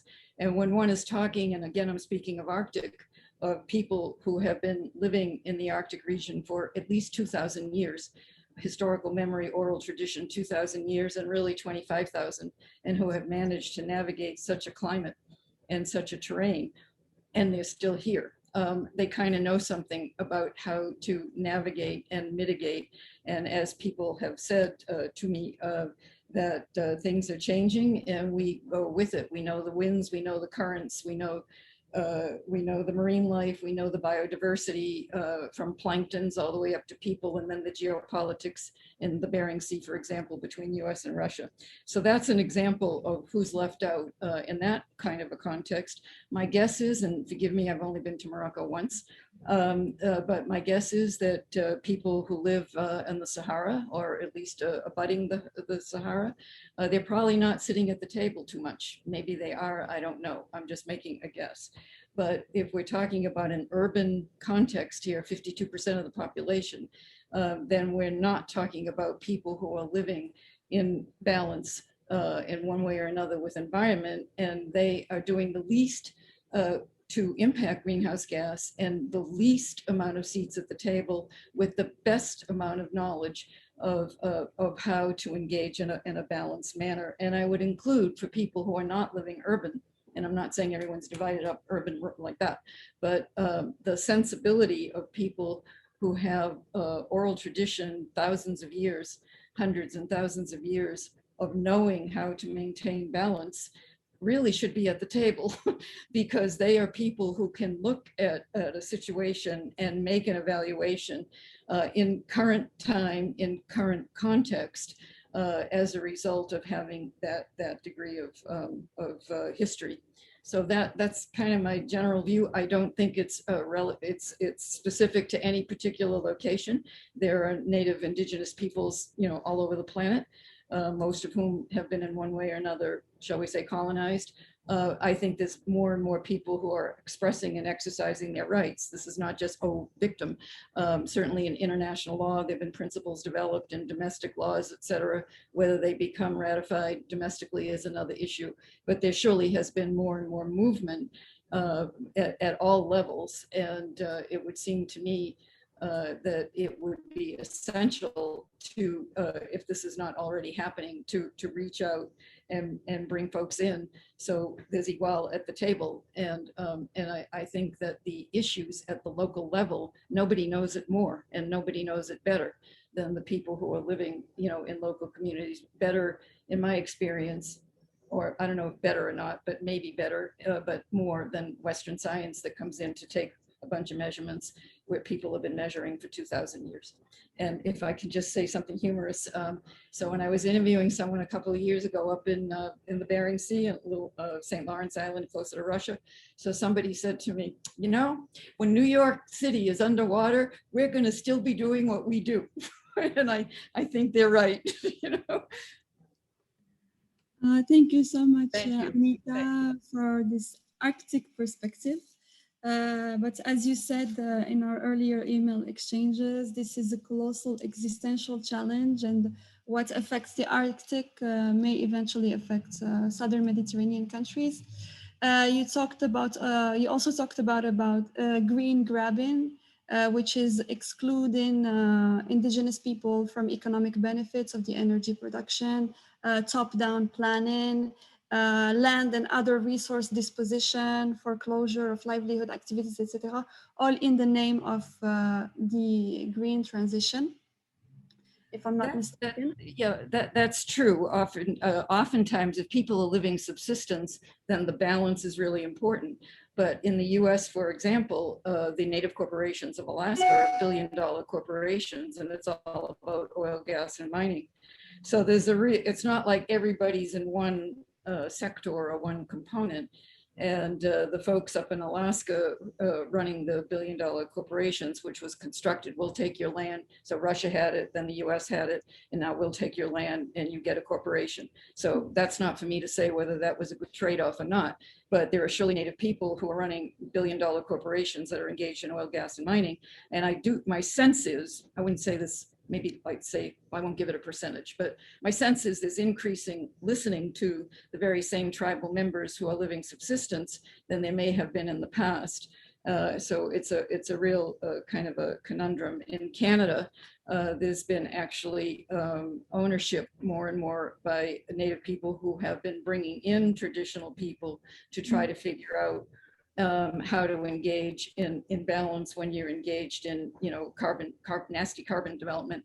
And the government of Canada was lobbied pretty extensively by the Native folks who are involved in the oil and gas. to develop a process so that native subsistence people, the development people from the native communities, Western scientists, the local administrative Canadian agencies, because it's still a more or less kind of semi-colonial, it's a little better than the States kind of dynamic, and everybody sits down in the same room and discusses, you know, how they're going to go about the development. And the question that's out there is, what if everybody or some people decide they don't want to develop it at all? Then what happens? Can you shut it down?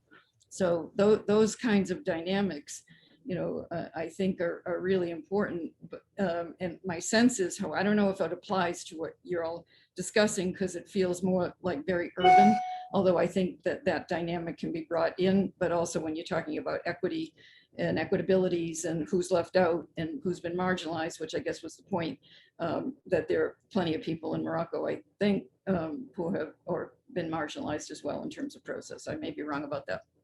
Thank you. I would like to ask one final question for Dr. Hind Majdoubi. If you could summarize in 5 minutes, give us an example on the ground of exclusion that you may have studied, for example. Well, I would like to share with the audience an experience we had in my university with the context of green energy and sustainable development. Actually, in April 2019, with the student team, we organized at my university, Ibn Tufayl University, a workshop that gathered different profiles of participants and partners. The major sponsor and participant was ENGIE, a big company that is global energy leader. The workshop was also sponsored by Hans Seedorf Foundation. And we had also as participant l'ADEME, the Ecological Transition Agency of Nouvelle-Aquitaine, France. Among others participants, we counted the Moroccan Ministry of Energy, l'IRESEN, the Research Institute of the Solar Energy and Renewable Energy. We were also honored by the presence of experts, financial, civil society organizations, and others. The aim of the workshop was regulatory energy efficiency and development, with a focus on the city of Kenitra as a case study. Kenitra is a city in the north of Rabat, away from Rabat about 20 kilometers.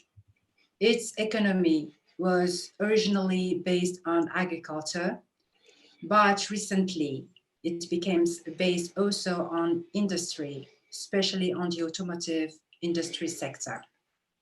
Therefore, the swift development that Kenitra has known leads to an important domestic migration because of the job opportunities. The population growth increases the pressure on mobility, building sector, public social economic services, etc., etc. So in the workshop, the question we tried to answer to was that how the energy efficiency and renewable energy could use or could contribute to a sustainable development of the city of Kenitra and surroundings. Thus, an inventory of the city potentialities, including the energy efficiency potential, was the first step.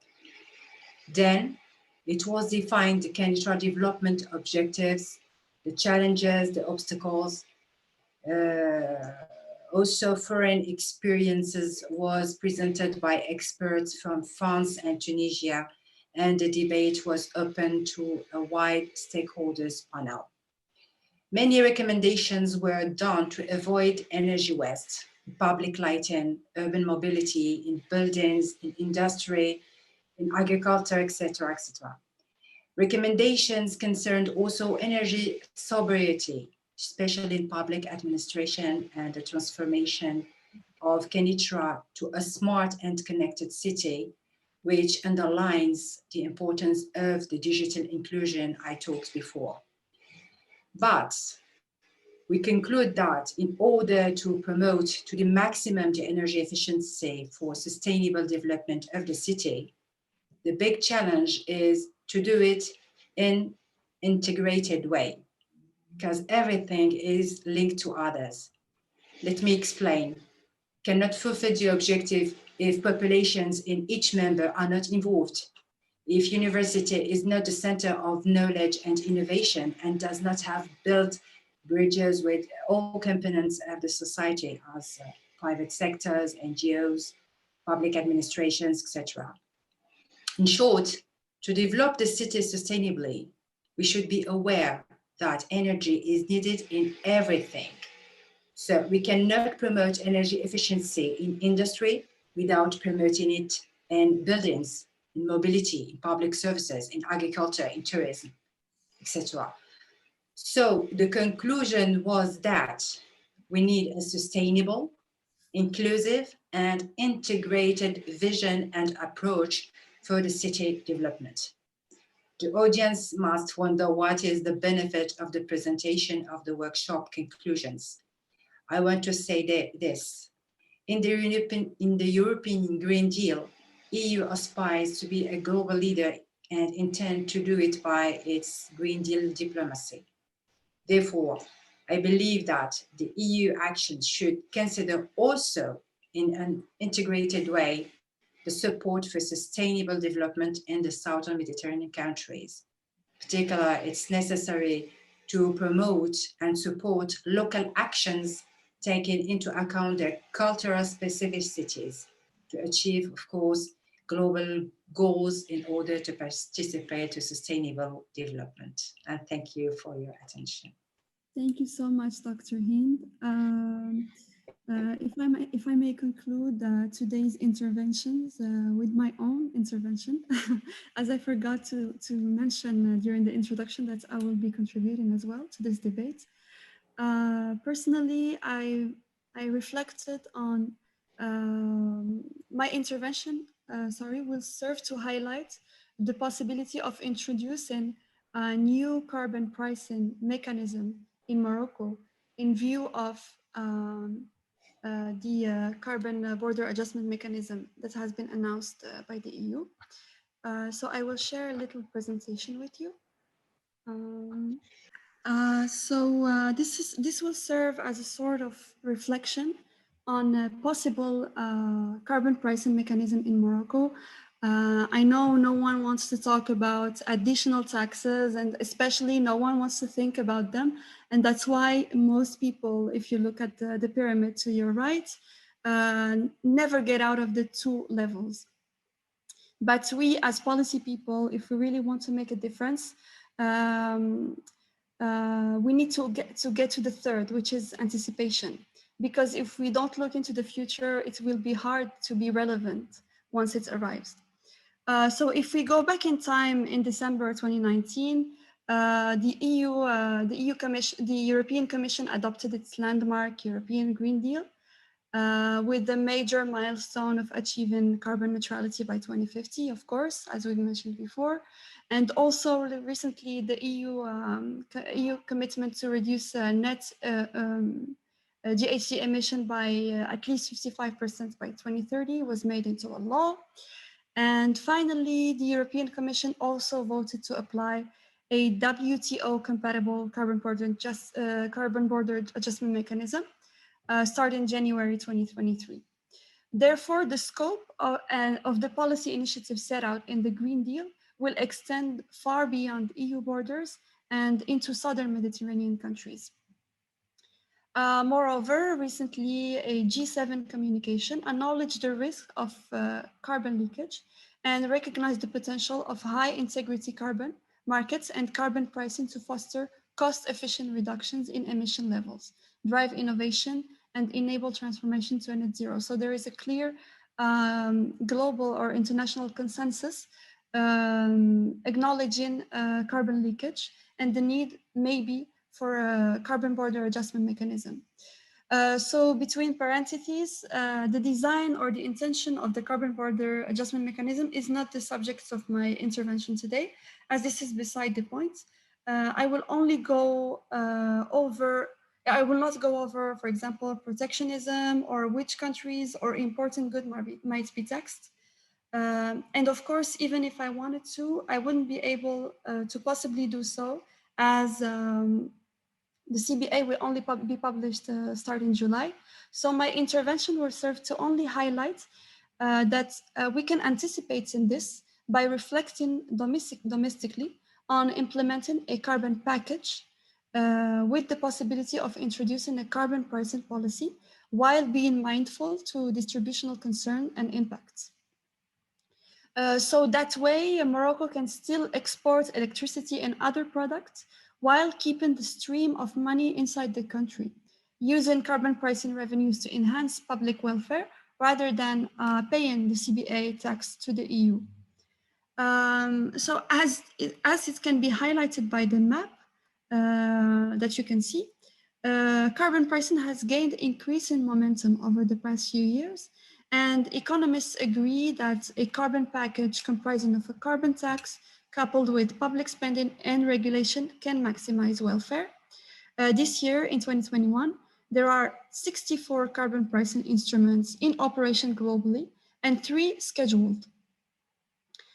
This covers 21.5% of global GHG emissions, which is a significant improvement compared to last year, and which is largely due to the launch of China's national emission trading instruments, which will be the world's largest carbon market, as you know.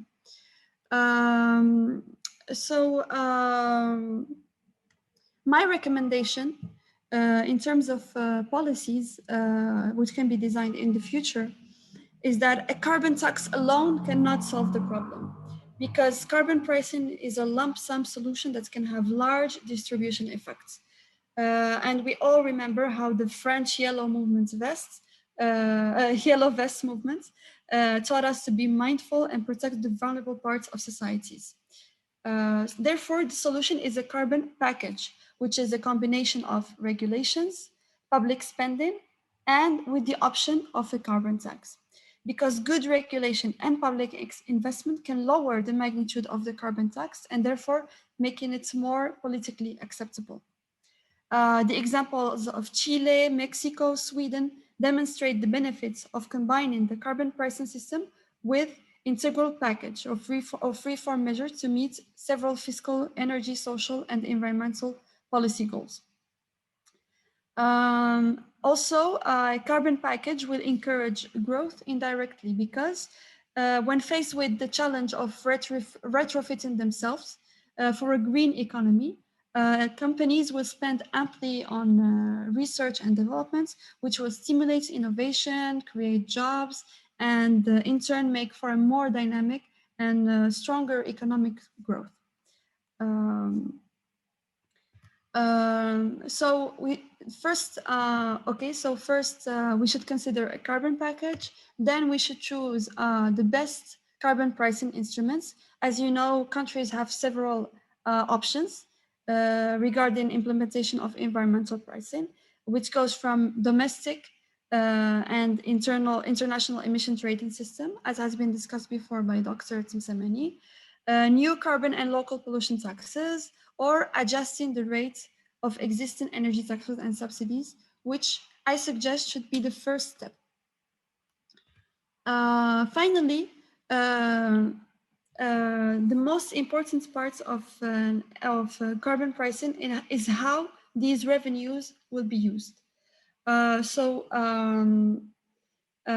example, in Mexico, revenue gain from subsidy reform and carbon tax have been used to create an efficient cash transfer scheme to directly support poor households' income instead of trying to indirectly support them through low fuel costs.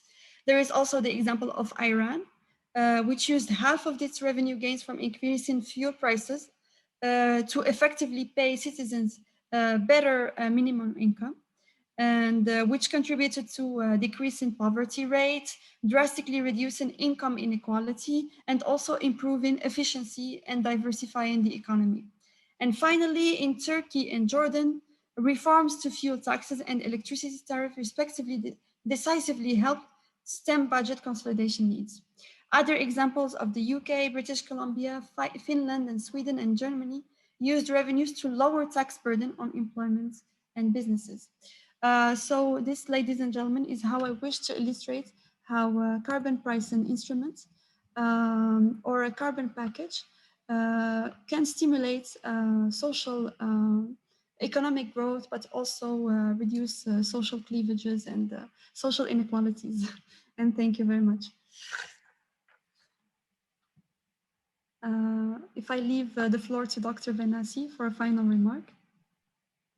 Okay, thank you so much for this last insightful presentation and also the key recommendations you have made, especially regarding the carbon pricing. I will be back to your insights later on.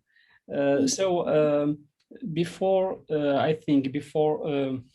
interacting with the audience and answering some written questions addressed, especially on YouTube channel, I invite also participants in Zoom to react and to take the initiative of posing questions or written questions, and the speakers, including me, will be pleased to interact with you at the end of this webinar.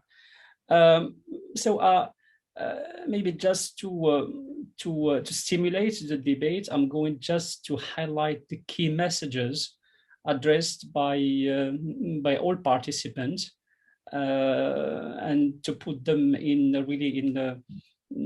a kind of package to be discussed by different participants, to whom I say welcome.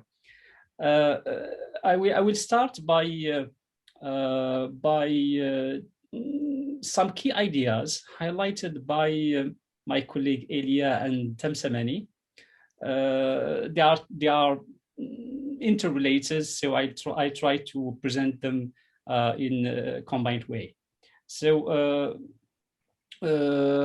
Elia has mentioned in the beginning an idea which I have developed in my chapter regarding the lack of multilateral and bilateral cooperation mechanisms, especially between the EU and the others. And the others here may be the Southern Mediterranean, because we are focusing on this region. And she said that the lack of these multilateral and bilateral cooperation mechanisms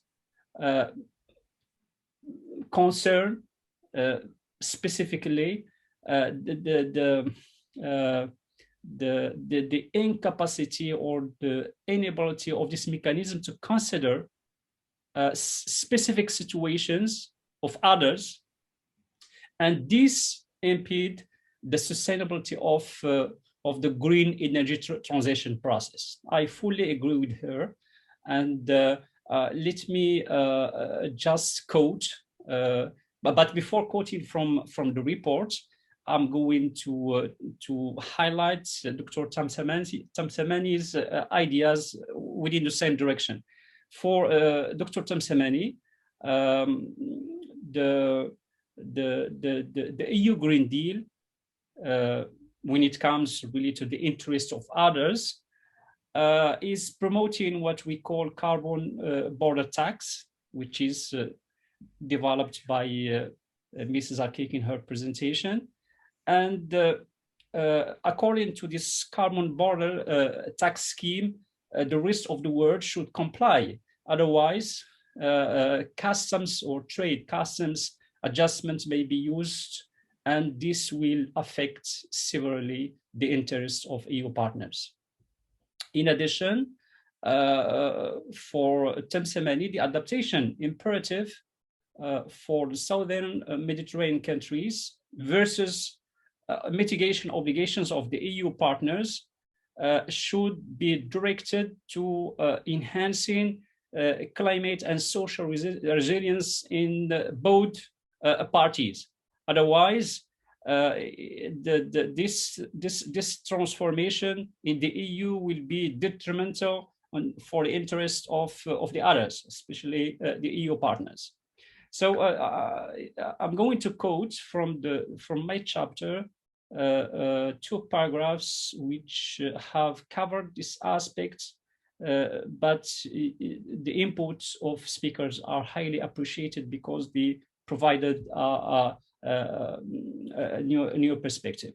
So in the report, I quote, Southern Mediterranean countries are mostly perceived by the EU as a reservoir of resources useful for their security and development. Such a setting is behind many resource-related conflicts in this region. Within the EU Green Deal, this perception is increasingly inappropriate due to shared risks and challenges. Therefore, future diplomacy should allow the mutual transfer of knowledge, technology, and resources, fostering shared stability and peace, and developing interconnectedness between the EU and Southern Mediterranean neighbors as key conditions for the implementation of the EU Green Deal. In addition, the EU should decide whether future interactions with its neighbors, including in the area of renewable energy, will be undertaken according to business as usual, or different approaches should apply. In this regard, connecting the implementation of the EU Green Deal to neighbors' specific needs is highly recommended. I will stop here and go to some recommendations, some rich recommendations made by Dr. Tamsamani. First of all, the need to enhance or encourage private sector financing, especially in the transition towards green economy or renewable energy. And also the need to link mitigation imperative with adaptation needs, especially in Southern Mediterranean countries, because the importance given to mitigation and adaptation is not the same, given the different challenges for both parties. Also, the mainstreaming of resilience in relevant policies is crucial, and the development of multi and bilateral cooperation when it comes to energy transition is needed, but on different background and according to different frameworks. And the last recommendation, Dr. Tamsamani considered COVID-19 as an opportunity to engage, to mutually engage shifts within the EU and Southern Mediterranean countries, but in the same rhythm and according to shared interests. Otherwise, we are going to create factors for future divergence and maybe conflicts of interest. Dr. Majdoubi tried to approach or to make an additional approach to ours, and she focused on the digital inclusion within the transition to renewable energy or to green economy. This is really a very substantial and promising perspective, especially that we have discovered during the COVID-19 pandemic and crisis the importance of this shift and the crucial need to continue using digital technologies and platforms to guarantee a continuous exchange and productivity. So, but Dr. Hind wonders whether this shift is generating new environmental and climate externalities, and whether the existing frameworks, for instance, the EU Green Deal and the EU-Morocco cooperation, will be able to offset these negative externalities and to provide some joint and sustainable solutions. Dr. Anita has brought us to another part of the world, but maybe with the shared challenges and concerns. By referring to the Arctic context, the she mentioned that people should be sitting on the table in order to discuss and decide on what is driving societal changes, especially regarding climate neutrality and energy transition. But she observed that some specific groups like native communities are seldom sitting on the table, and here in our region sometimes they are sitting under the table. That means they are observing, they are witnessing, but with no ability to discuss and to contribute to discussion. So we have also similar situation. And Dr. Anita Parlow mentioned also that green grabbing, which is an emerging trend in the world, and in Morocco, I have mentioned this aspect when it comes to the establishments of solar, solar projects. Green grabbing can affect the established identity and interest of many local communities, including native communities, and these can make adaptation and mitigation schemes inappropriate or exclusive, and they can generate new problems and new challenges to be solved in the future. Regarding Ms. Zakir, she focused on a very interesting and emerging problem, which is carbon pricing. For the EU, it's maybe a promising mechanism, but for EU partners, this is an emergent problem because it will affect their maybe their exports potential, their economic model, and the level of their growth. So she recommended that good regulation combined with public spending may help avoid distribution side effects, and this kind of package should be preferred in these countries in the future, because we can use the revenues in developing and enhancing social welfare, economic growth, and livelihood. And she based this recommendation on a certain benchmark with many countries which adopted the same approach. I would like to thank all participants and discussants for this rich exchange, and to Ms. Zakik, you have the ground in order to maybe to interact with the speakers and posing questions and the written questions given especially on YouTube channels and probably on Zoom, but I can see no. Yes. Okay, thank you. Thank you so much, Dr. Behnassi, for this comprehensive summary of what has been said. Can I intervene also, please? Yes, go ahead, sir. Yeah, hi, this is Gopi here. What a joy it was listening to you all from this side of the globe.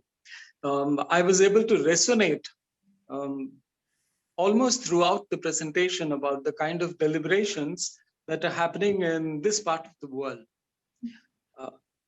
Just a couple of points.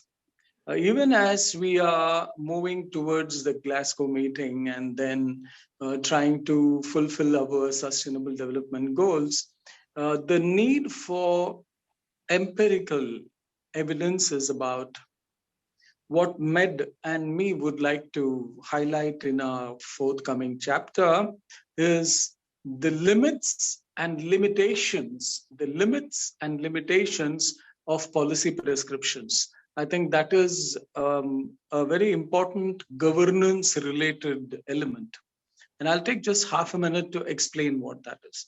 Even as there could be a policy prescription that says, let us move towards renewables, that prescription itself comes with a large number of limitations. Are we technologically prepared? Are all stakeholders' capacity built enough to be able to respond to the calls for action? Are we also looking at the environmental impacts through the entire life cycle? And finally, what is a strategy for transitions? I think these are important questions that will define the limits and limitations of policy prescriptions. One final observation, is it possible also to link policies which are intents with plans? What are the kinds of programs that will be embedded within plans, and then the projects that will be translated, that will translate an intent into a reality at the grassroots level? Thank you, Med, and thank you all so much for allowing me to intervene. I will, along with Med's help, soon organize a large meeting on the ESG framework, which will be an enabler for fulfilling commitments. I will extend my invitation to all of you and hope, wish, and pray you will be able to join. God bless you all. Take care. Thank you so much. Thank you, Gopi. Before you go, would you tell us where you're from? I'm speaking from what is called the National Capital Region, Delhi, India. I've been working closely with, I've been associated with Med for more than a decade now. Well, thank you so much for joining us from all the way from Delhi. Are you writing? Please let me just say a few words about Gopi, because it's really an opportunity for my colleagues and also for many students joining us to interact with him, because he is among the few experts in India with very solid knowledge and expertise. He has participated in the implementation process of ozone protocol and ensured the success of this protocol within some developing countries and emerging countries like India. Also, we have collaborated during the last decades on many joint publications and events. And in the near future, we are going to organize an international conference from New Delhi, focused on energy issues. And I seize the opportunity to invite all of you to join us during this event. Thank you. Please be with us. Thank you, Gopi. Please be with us. God bless you. Thank you all so much. Now to address the question of our one biggest fan from YouTube, Rabi Borhim. He has sent us quite a few questions. So he said, how to turn the opportunities into realities in terms of political reforms envisioned and initiated by the European Green Deal. Ladies and gentlemen, if you're not too tired to answer, of course. Okay, maybe I invite my colleague Ilya and Olaf to address this question, because it is linked to the EU context, and you are more knowledgeable than me in regarding this context. So the question was how to turn the opportunities into reality in terms of political reforms envisioned and initiated by the European Green Deal. Oh, well, thank you very much, Mohammed. But I just want to underline that I don't have the crystal ball. I'm just an observer and a researcher. So if I had the solution to how to transform the political reform, first of all, we must write the reform and then to have the volunteer and the capacity to implement that in a most compatible way with the specificity of local reality. And for local, I refer to region, sub-region inside the same countries. So it's a kind of a matter of idea, sharing and learning from best practices. And here I would like to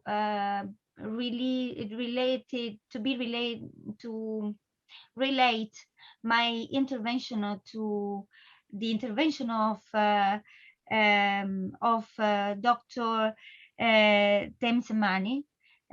Sorry for my bad pronunciation, because I fully subscribe and endorse his wish and vision about the strengthening of multilateralism. Multilateralism, actually, it's what I tried to do during the last 15 months remotely, because I agree that's an opportunity to restart not from the past, but to leave the past, envisioning a new future. And the first point to start for a new future is to try to stop, at least to try to stop with that vision of the Mediterranean like north-south. It is a Mediterranean region. The same approach that Mohamed know better than me, and we try to use with the MEDEC report, right? So it's a unique region. As long as we consider, doesn't matter if from the African side or the European Union side, the Mediterranean like a no common zone, a no unique zone, it is not so easy to negotiate and to find agreement. The other point is best practices. Look to the neighbor to see what they do and try to see if that practice is applicable also in my country, in my side, and which kind of impact that same or similar policy can have in my country or at a local level, for example. And the third point is investment, and related to investment is accountability. Especially, and I want to underline that point because it has been mentioned the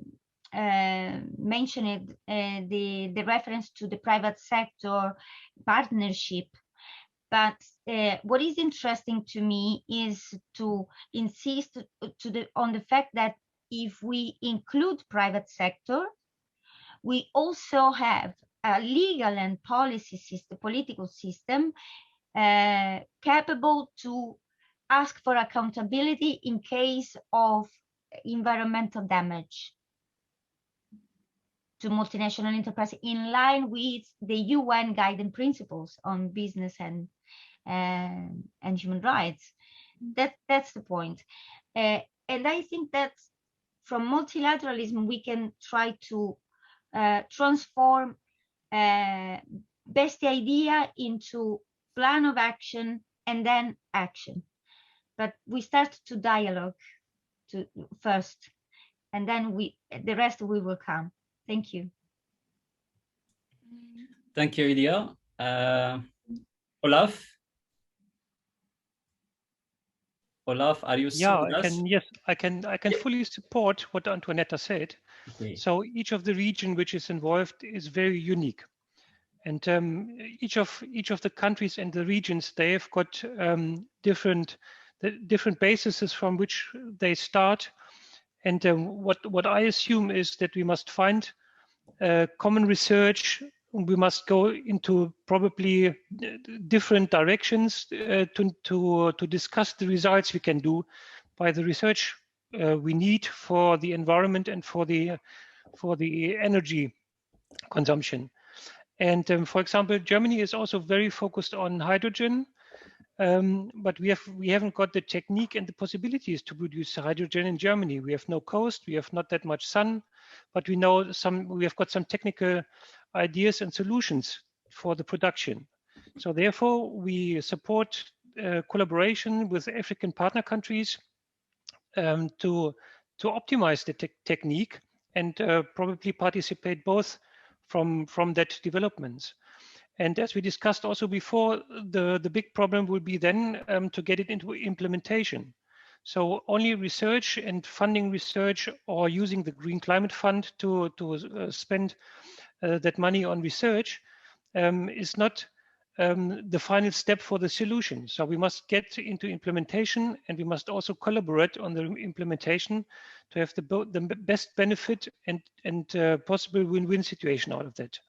So I think this is actually the way to go.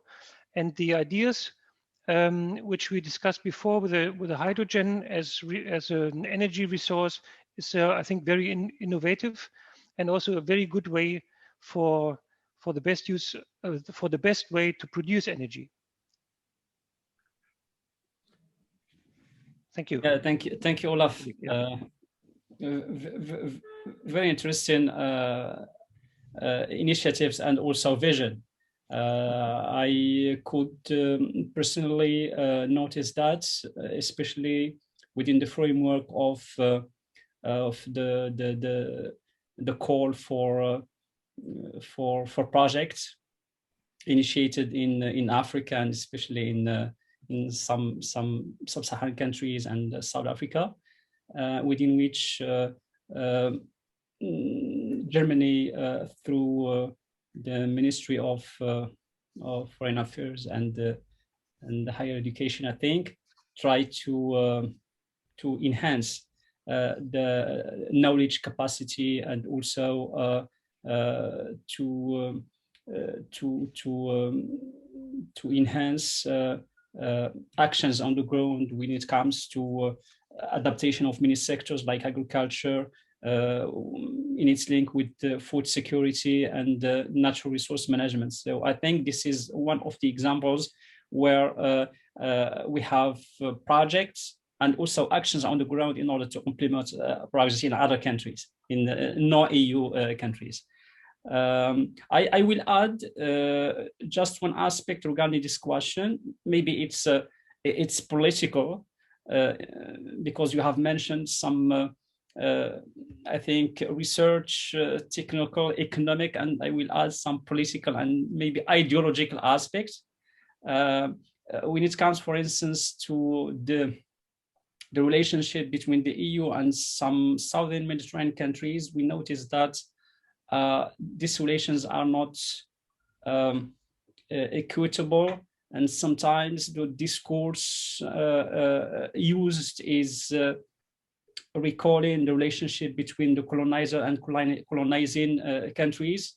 I think this kind of values and perceptions should be changed, and I join my colleague Idia to confirm that we are on the same boat, the Mediterranean boat. If we sink, we are going to sink all, and we are saved, we are going to be saved all. So we have to shape future policies and implementation mechanisms and the perception of challenges according to this mindset. Otherwise, we are going to regenerate conflict and inequalities. So you can move to the second question. Last question today. The question was, are neighborhood policies capable of giving concrete expression to the spirit or philosophy of the green economy between the North with its wealth and industries and the South with its failures? I believe this is a big word. Yes, yeah. So who want to take the initiative? Maybe we will return to Olaf.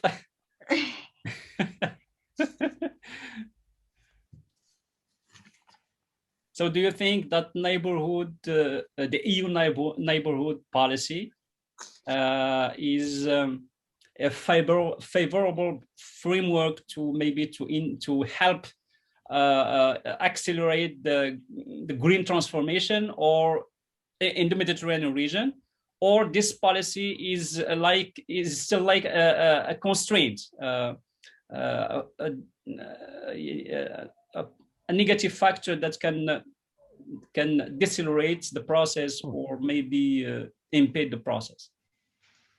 Yeah, that is a very, very difficult question. Yeah, I think we all sit in the same boat. So it's not really, like I said before, and also the study confirmed, we are all sitting in the same boat. It's not a local problem, it's a global problem. So if you start from the Mediterranean, yes, of course, we are all sitting in the same boat, even if we are not on the coastal line. So it's a global problem, and we have to tackle the problems. And the Green Deal is one good technique for all partnering countries to solve the problem together. Yeah, because it's not stopping in front of the borders. So we have to exchange the ideas. We have to work together. We have to gain the knowledge together to tackle all these problems. So this is, in short, my answer to that question. But the question goes far beyond what we discussed today, I think. Yes, sure. Okay, so if there is no one who want to add something or to, Mohamed, if I yeah. can, Yes, I would please. like to reutilize the words of the president of my president, of the Republic, Italy. Mhm. He said that in relation to the European Union member states, but it is also applicable to all the Mediterranean region. The idea is that everyone is specific for his difference, and that difference make big our region. So Yeah. everyone contribute with that specificity to the best interest of everyone. That's the basic idea we should try to use when we try to negotiate and find common solution for that kind of energy transition and more general for environmental issues. I would like to thank you again for accepting to be part of this event. My privilege. I would like to thank the participants for remaining with us until this late hour. I would like to thank Ms. Arkik for working with me during the preparation of the event and also for moderating the event. I know that this is a very hard task, and because she is also a discussant. And I appreciate the fact that during this event I have worked again with old friends and discovered new ones. So thank you so much. And let me just say one final word, is that even if we have spoken about transformative changes within, for instance, the economy, energy, technology, etc. But I believe that without a cultural change, nothing will be achieved. We will just regenerate new challenges and new problems. So cultural change will give us the possibility to shape shared values, shared perceptions of challenges, and also to diversify our response mechanism, taking into consideration specific needs and expectations. Thank you so much, and keep in touch. Thank you. Thank you very much. Yeah, Thank bye-bye. you Thank you. for your kind invitation. Thank you. Thank you very much. I learned a lot Mohamed. today. It was a pleasure. Thank you very much. Thank you. Thank you. Bye-bye. Bye-bye. Keep well. Bye-bye.